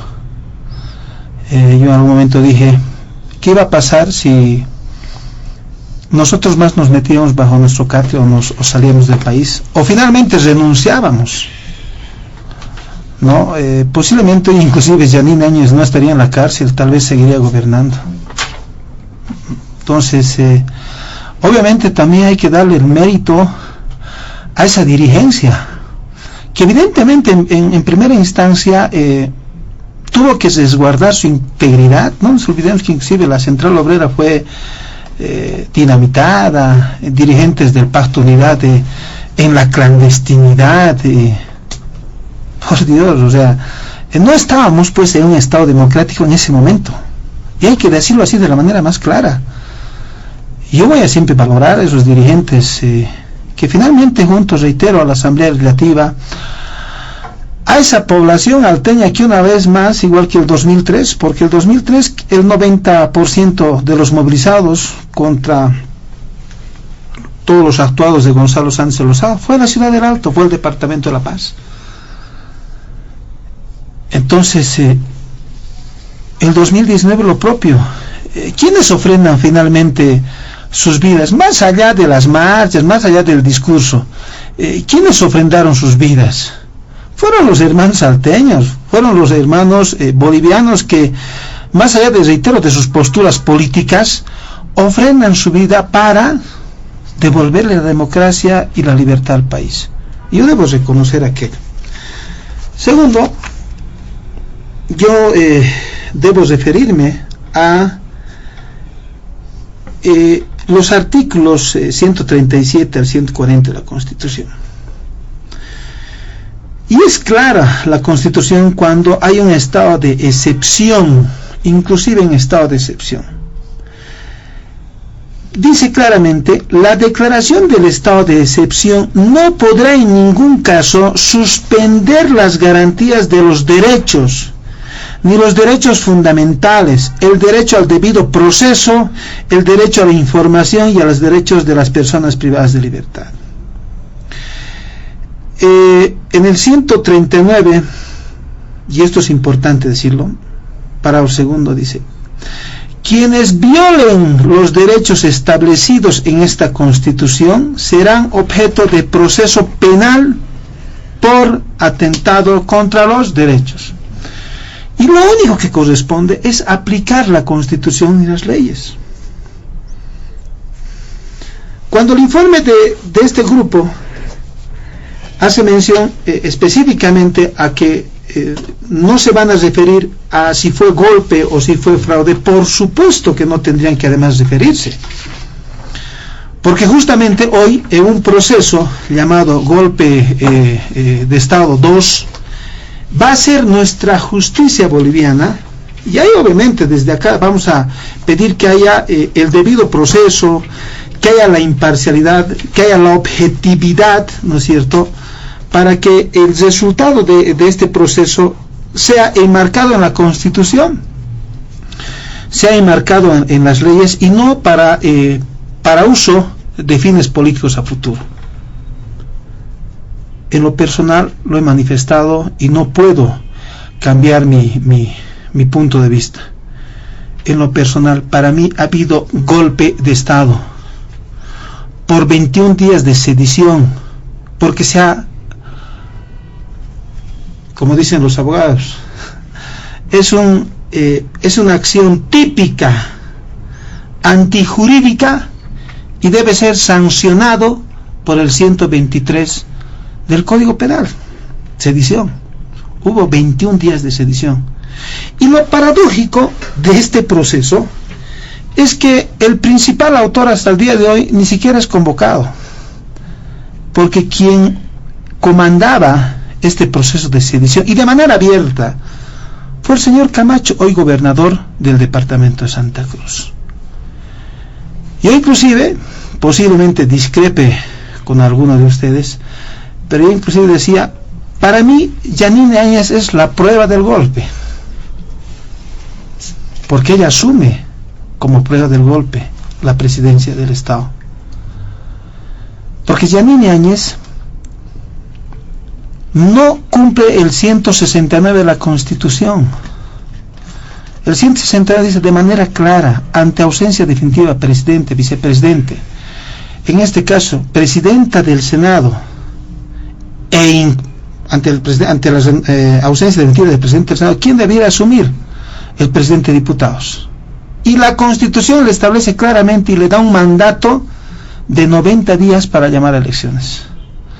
Pero lamentablemente, por los antecedentes que conocemos, en el caso del exdiputado Víctor Borda, su hermano torturado, obviamente tienes que velar la integridad y la vida de tu hermano. No estás hablando de tu amigo, ni siquiera, podía haber sido inclusive del amigo. Él termina también renunciando. Pero aquí hay un elemento importante. La Constitución no te habla de que va a llegar, ojo, como nuestra anterior Constitución hasta el 2019, no te habla de va a llegar hasta el Tribunal Supremo de Justicia, ¿no? Y tampoco te dice que va a llegar hasta el primer vicepresidente del Senado, al primer vicepresidente de diputados, al segundo vicepresidente del Senado o al segundo vicepresidente de diputados. La Constitución no te habla de aquello. Pero ahí tenemos que aplicar el reglamento cameral. Y el reglamento cameral es claro. La presidencia del Senado, y acá el doctor Carlos sabe de eso, es para la bancada mayoritaria. Y en ese momento todavía, a pesar de las renuncias, porque también hubieron muchos que renunciaron, hubieron suplentes que asumieron su responsabilidad histórica. Había una bancada mayoritaria. Pero miren lo que les voy a decir, inclusive Yanine Áñez podía haber sido legalmente, podía haber sucedido legalmente de acuerdo a la Constitución y al reglamento cameral. Si es que ella, a pesar de no tener la mayoría de la bancada, podría haber sido electa por el pleno cameral. Pero para eso ella tendría que haber cumplido ciertos requisitos. Primero, lograr que esa sesión se instale. Nunca se instaló porque no había quórum. Segundo, hacer lo que el reglamento exige. Hacer la elección por voto, escrutinio, resultados y lo más importante, Gringo González, Milton Barón, Adriana Salvatierra y Eva Copa tienen un documento que tienen, por decirlo así, para acreditar todos los diputados, senadores, alcaldes, concejales. ¿Cómo acreditan su calidad de autoridad? Con credencial de los tribunales departamentales y los tribunales supremos electorales. ¿Cómo acredita Gringo González? Si alguna vez quiere decir en el presidente, presidente, aquí está mi resolución cameral, ¿no es cierto?, que acredita que yo he sido presidente. Lo mismo lo pueden hacer todos los que he mencionado. La única que no va a poder presentar ese documento, porque le digo algo, en este proceso, si Yanine Áñez tuviera esa resolución, un ratito, señores, aquí está mi resolución cameral, yo he sido electa por el pleno cameral en la sesión número tantos, por tanto, si le van a procesar, procesen al pleno cameral, no a mí, porque yo he sido electa por el pleno cameral de acuerdo al reglamento. Yanine Áñez no va a poder presentar. Y además, Yanine Áñez no ha tomado juramento en la asamblea como corresponde. Ahí ha tomado posesión, además puesto la banda presidencial por un militar, y eso no podemos ocultar. Entonces, hay muchos elementos que, reitero, será la justicia finalmente la que determine, ¿no es cierto?, si hubo o no hubo golpe. Pero vuelvo al tema de la masacre. Antes de eso, don Omar Aguilar, está diciendo usted, independientemente de lo que ha ocurrido con Yanine Áñez el 12 de noviembre, está diciendo que esos 21 días de movilización fueron 21 días de sedición, dice, ¿no? Usted, eso quiere decir que todas las personas que se movilizaron, marcharon en La Paz, en Cochabamba, en Santa Cruz, en las calles, todas esas personas son sediciosas. No, por un elemento, entonces, por un elemento fundamental, y acá tengo dos abogados que seguramente me van a dar la razón.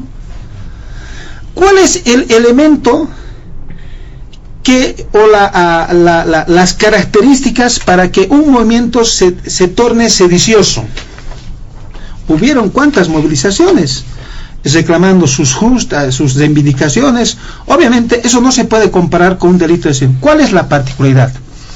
Que en las movilizaciones el señor Camacho instaba al derrocamiento del expresidente Evo Morales. Esa es una particularidad para el delito de sedición. Por tanto, no todos estaban en esa misma posición, pero lo más importante es que, como dicen también los abogados, a confesión de partes relevo de pruebas, y nadie lo obligaba, por cierto, al señor Camacho, entre sus reuniones de triunfalista, ¿qué menciona él?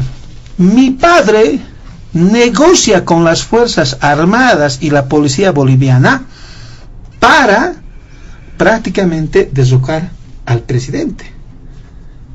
Ese es el elemento fundamental para adecuarse al tipo penal del 123 de sedición. Simplemente ese detalle. No podemos, reitero, decir que todos los demás se han adecuado a ese tipo penal. Vuelvo al tema, querido José Luis. En el tema de la masacre, yo saludo definitivamente que este informe se mencione de manera clara que hubo masacre. Sí hubo masacre.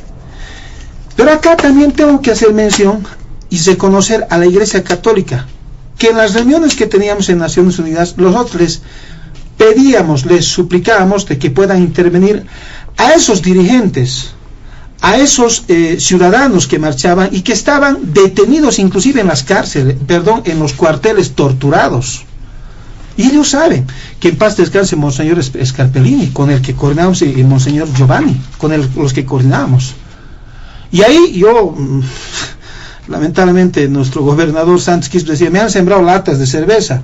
Ahí sí se sembraba, ¿no es cierto?, bombas Molotov en las mochilas de los marchistas, para detenerlos y procesarlos inmediatamente. Igual que en el Ministerio de Cultura. Bueno, solamente para recordar, haciendo las veces de abogado del diablo, ¿no? Un poco. Está bien, ahí tendrá que responder nuestra ahora concejal Vilma Lanoca, ¿no? Entonces, pero hubieron esos elementos, pero lo más esencial es que la mayor prueba de la masacre, de las torturas, son las muertes. Es decir, ¿quién puede decir en esto? O sea, necesitamos de un informe de un grupo de investigadores para saber que, no como decía Murillo, y descaradamente, no pues, ellos se han disparado.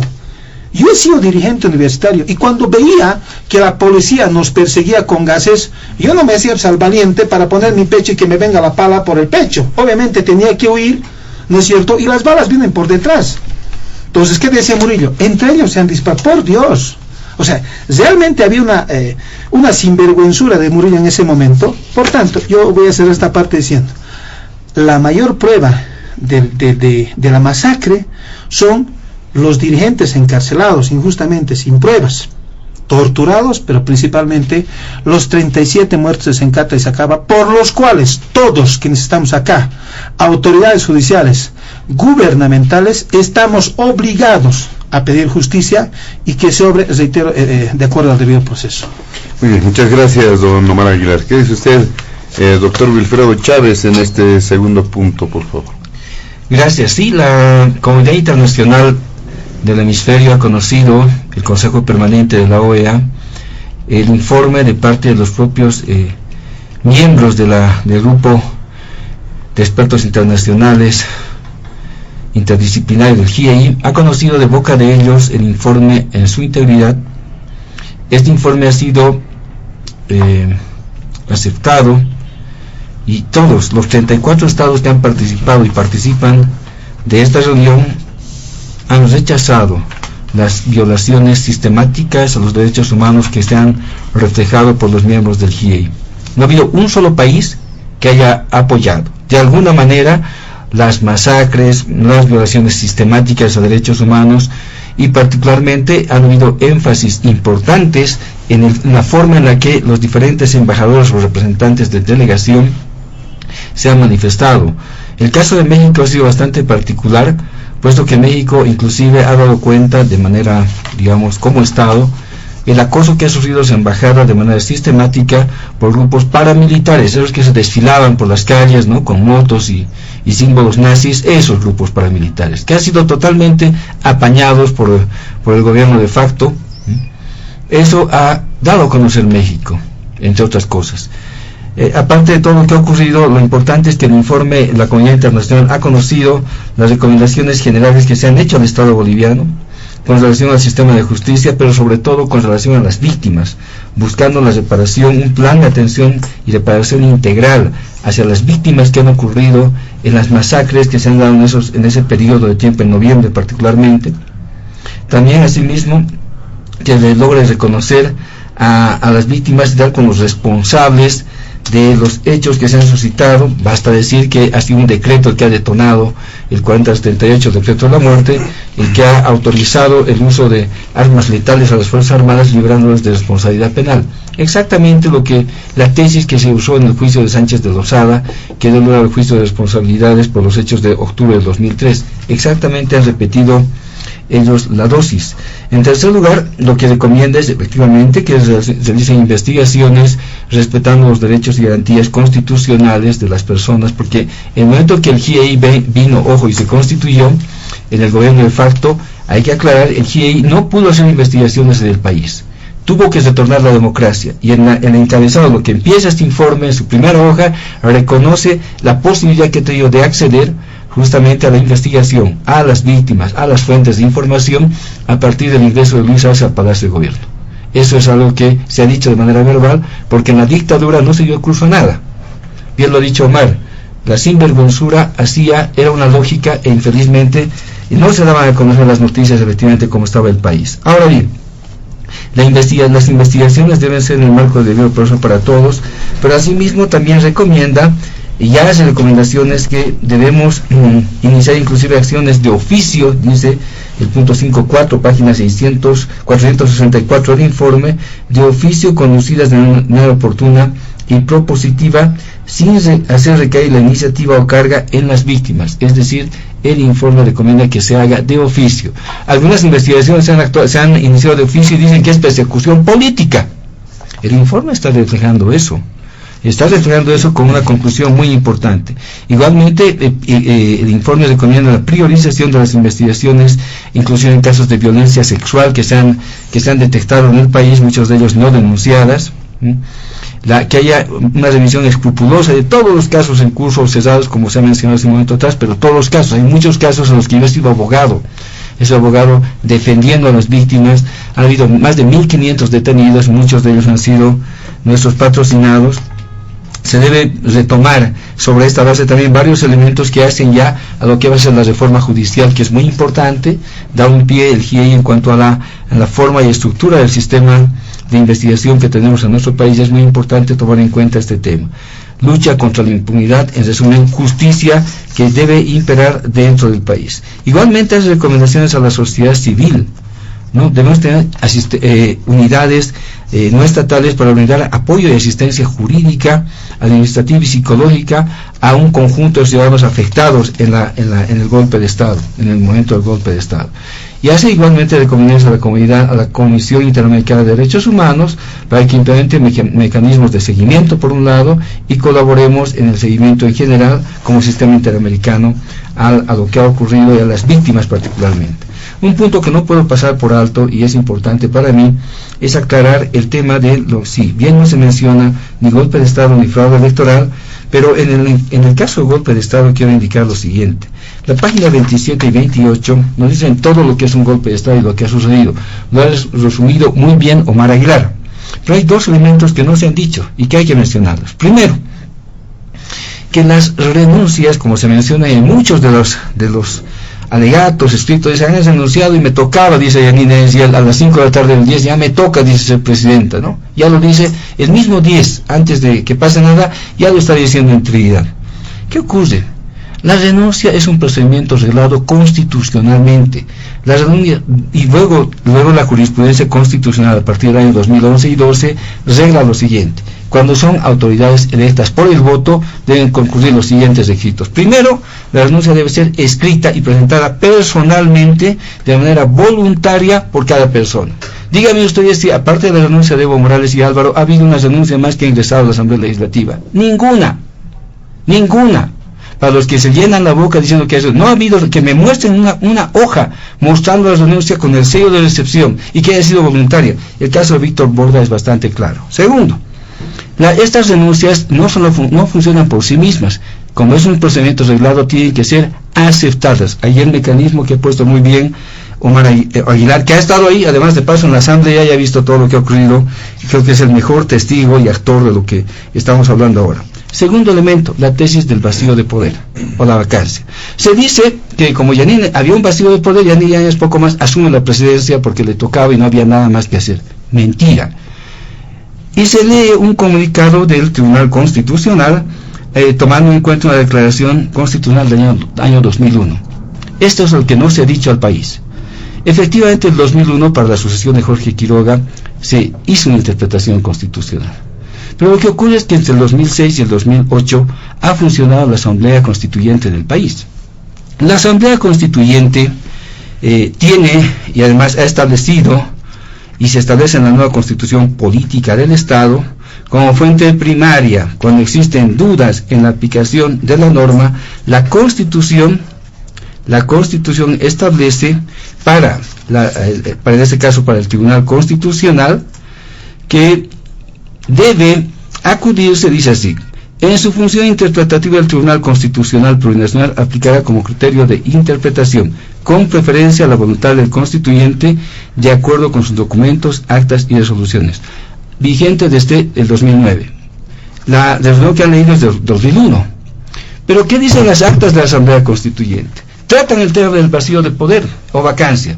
La minoría, donde estaba Yanine Áñez, pues fue constituyente por la minoría, por Podemos entonces, presentó un proyecto en el que se incluía la vacancia como una causal para la sucesión constitucional.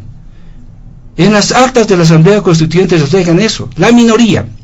El bloque de mayoría se va por la sucesión reglada, que es la aceptación de renuncia y lo que todos conocemos, que no existe esta sucesión constitucional, y destroza absolutamente la declaración constitucional del 2001, que era de otra constitución anterior de paso. La destroza esa tesis porque ya hay actas e informes y finalmente se llega a un consenso, que es lo más importante. La Comisión del Poder Ejecutivo de la Asamblea Constituyente establece por acuerdo común que desechan la tesis de la vacancia o del vacío de poder. No había vacío de poder, este es un cuento chino, algo forzado, algo inaplicable. De paso era un documento que no estaba firmado, pues no es vinculante, es una nota de prensa, poco más, que sacan los del tribunal. No es sentencia, no es una declaración constitucional vigente a la Constitución del 2009, y no es resolución, no es nada. No tiene ninguna vinculación esa supuesta resolución o aval del Tribunal Constitucional. Ese tema nunca se lo mencionó. Nunca, hasta ahora creo que es la primera vez que mencionamos el tema, yendo a la fuente directa, que es la Asamblea Constituyente y sus actas e informes, que han dejado de lado cualquier anterior interpretación que hubiera habido sobre el tema.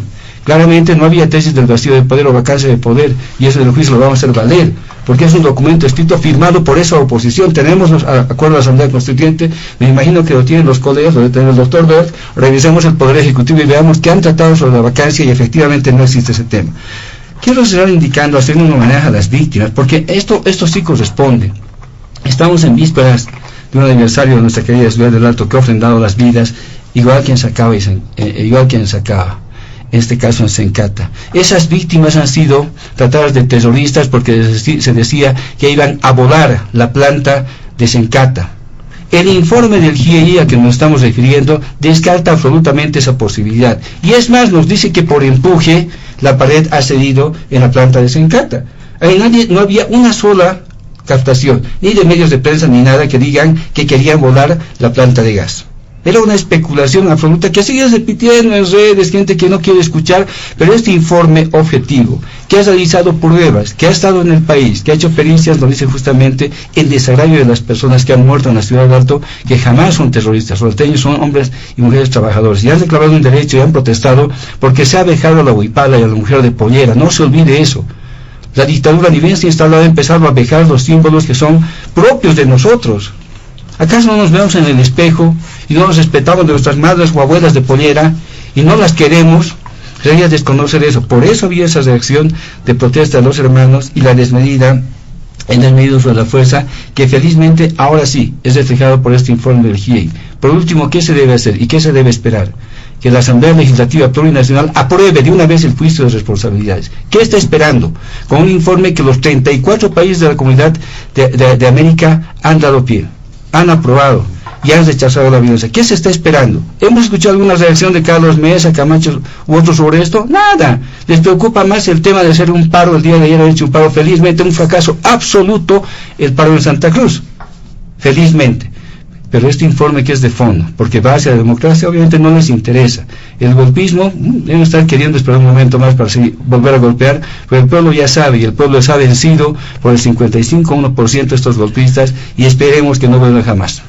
Muy bien, gracias doctor Wilfredo Chávez. Rápidamente nos vamos al último punto de diálogo en Panamericana, que se trata del tema del defensor del pueblo, un trabajo que se inició ayer, pero si quieren hacer consideraciones sobre este segundo punto lo pueden hacer, máximo 4 o 5 minutos a lo sumo, por favor, por participación. Doctor Carlos Bert. Sí, comienzo con el último punto porque no hay mucho que comentar, ¿no? Hay que designar al defensor del pueblo y esta será la primera vez que la Asamblea Legislativa designe sin que exista una fuerza con 2/3. O sea, Ahora vamos a ver si funciona o no funciona la regla, porque antes se desvirtuó totalmente por la presencia de 2/3 en una bancada, lo que llevaron, lo que antes era el cuoteo entre partidos, se volvió cuoteo entre fracciones del partido mayoritario. Entonces, no hay mucho que decir, vamos a ver qué pasa. A ver, sobre lo último creo que hay que recoger lo dicho por el doctor Chávez. Sí, eso es lo que corresponde.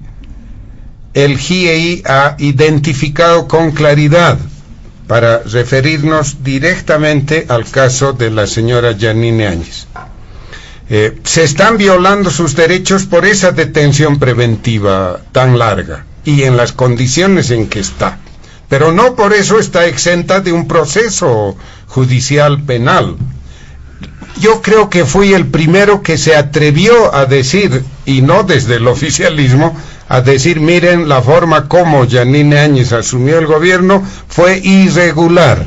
No creo que hubo golpe de Estado, no es el momento de analizar, pero fue irregular su asunción al poder, pero fue una solución política, pero fue irregular.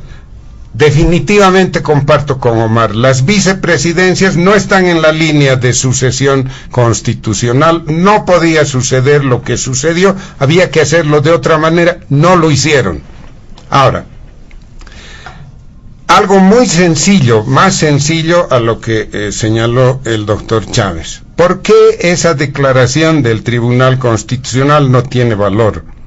La declaración de 2001 fue, ¿no? De 2001 se refería a la sucesión entre un presidente y un vicepresidente elegidos como tales en ánfora.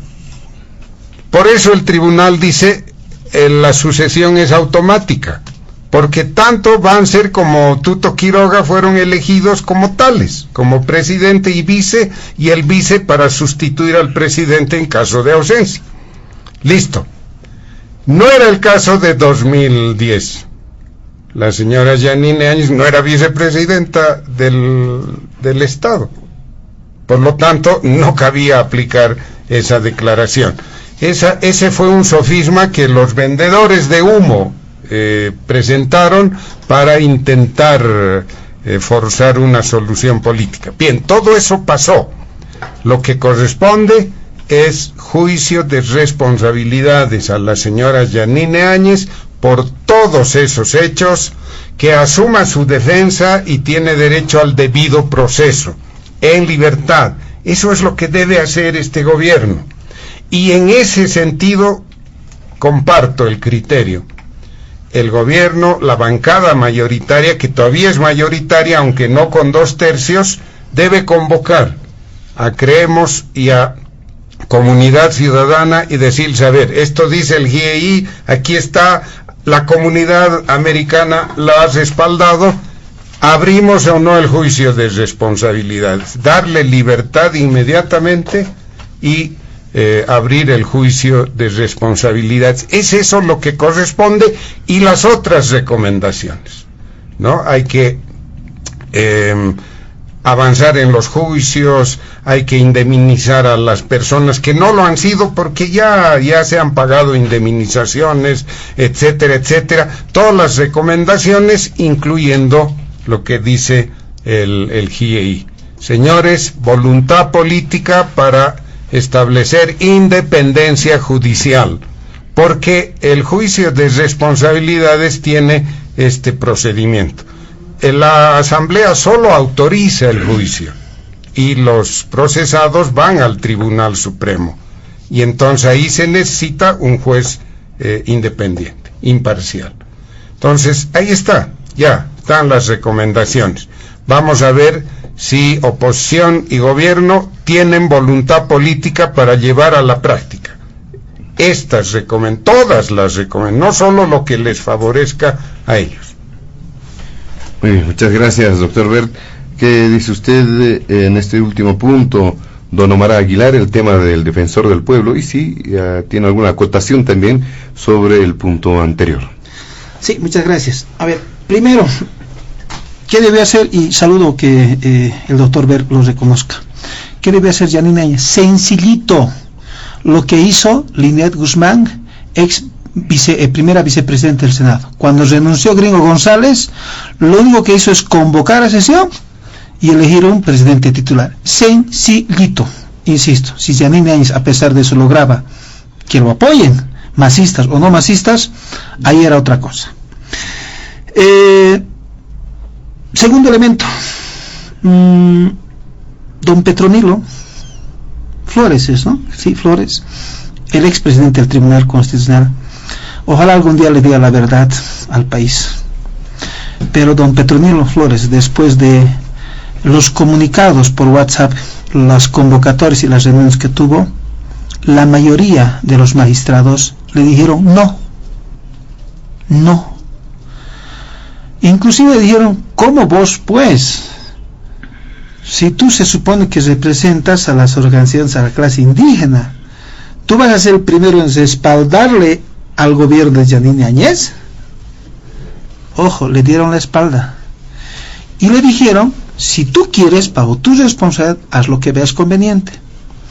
Porque el Tribunal Constitucional, de acuerdo a ley, a la Constitución, solo emite 3 formas: sentencias constitucionales, declaraciones constitucionales y autos constitucionales. Yo no sabía que un comunicado de prensa se asemejaba, o bueno, a no ser que haya una nueva, que sea comunicado de prensa, que sea la 4ª. Solo había un comunicado de prensa. Por tanto, ese comunicado de prensa, que obviamente en su momento se lo utilizó muy bien políticamente para tratar de legitimar, ¿no sé?, al gobierno de Yanine Áñez.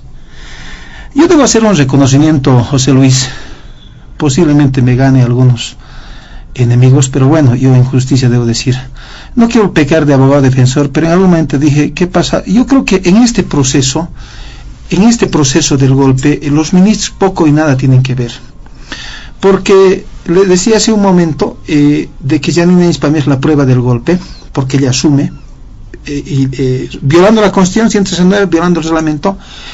Pero ¿qué pasaba si, por decirlo así, si el Papa Pancho estaba en Plaza Murillo y le decía a Yanine Áñez, quiero invitarte a que seas mi ministro?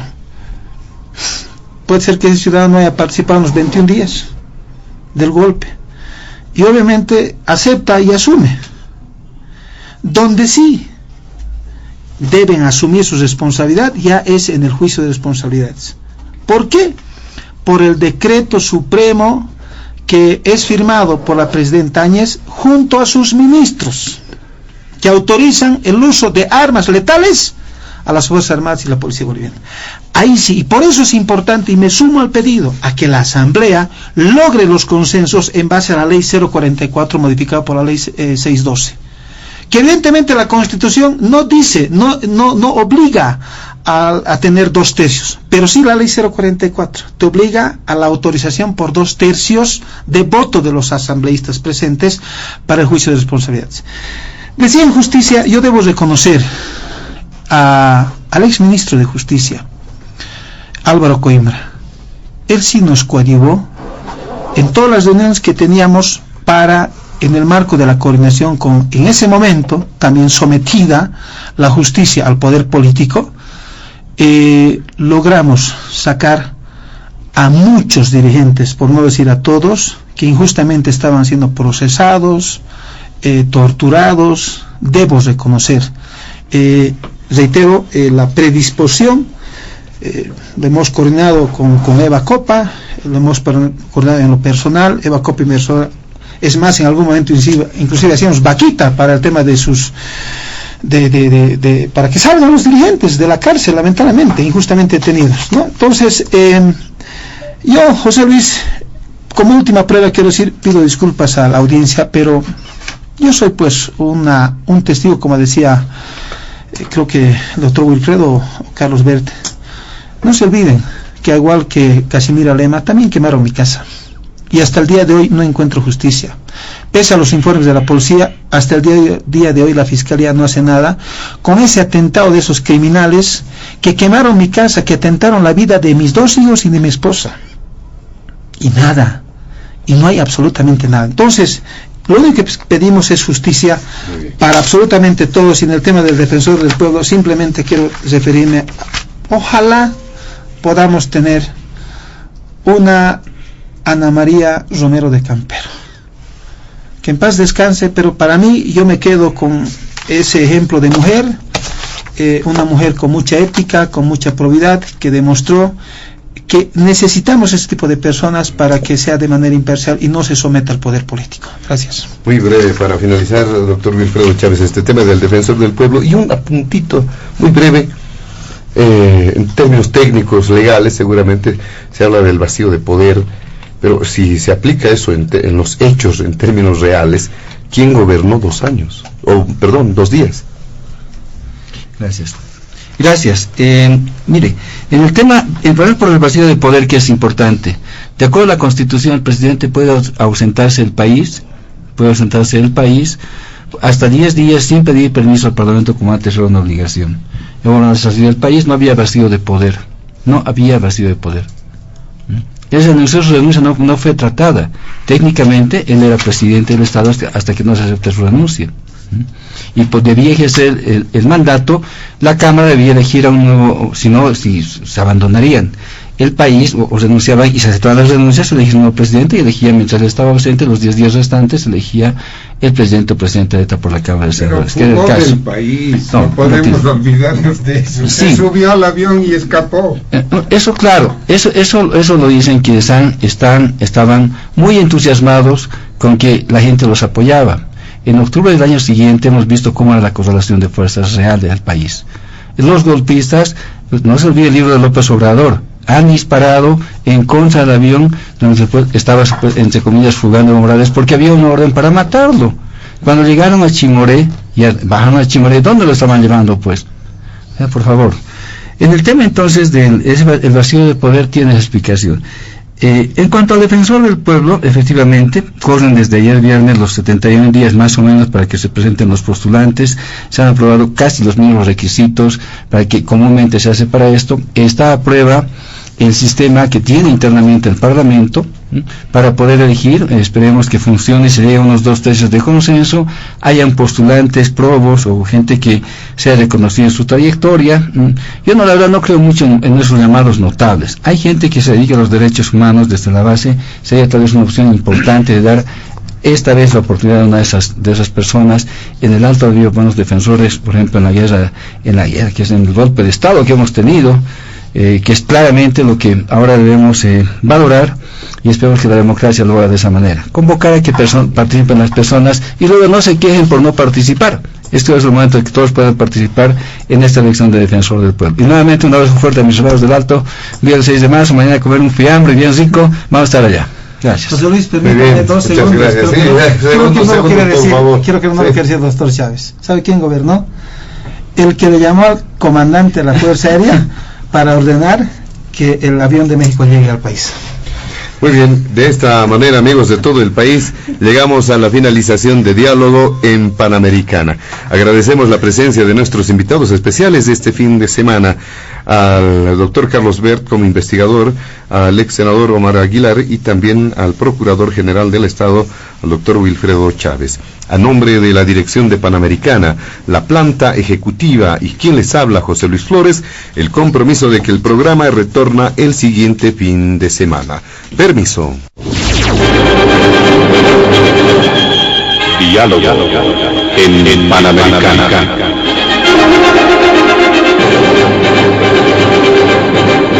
La radio agradece por la atención prestada al programa de hoy.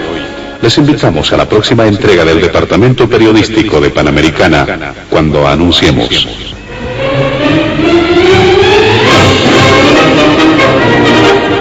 Diálogo en Panamericana.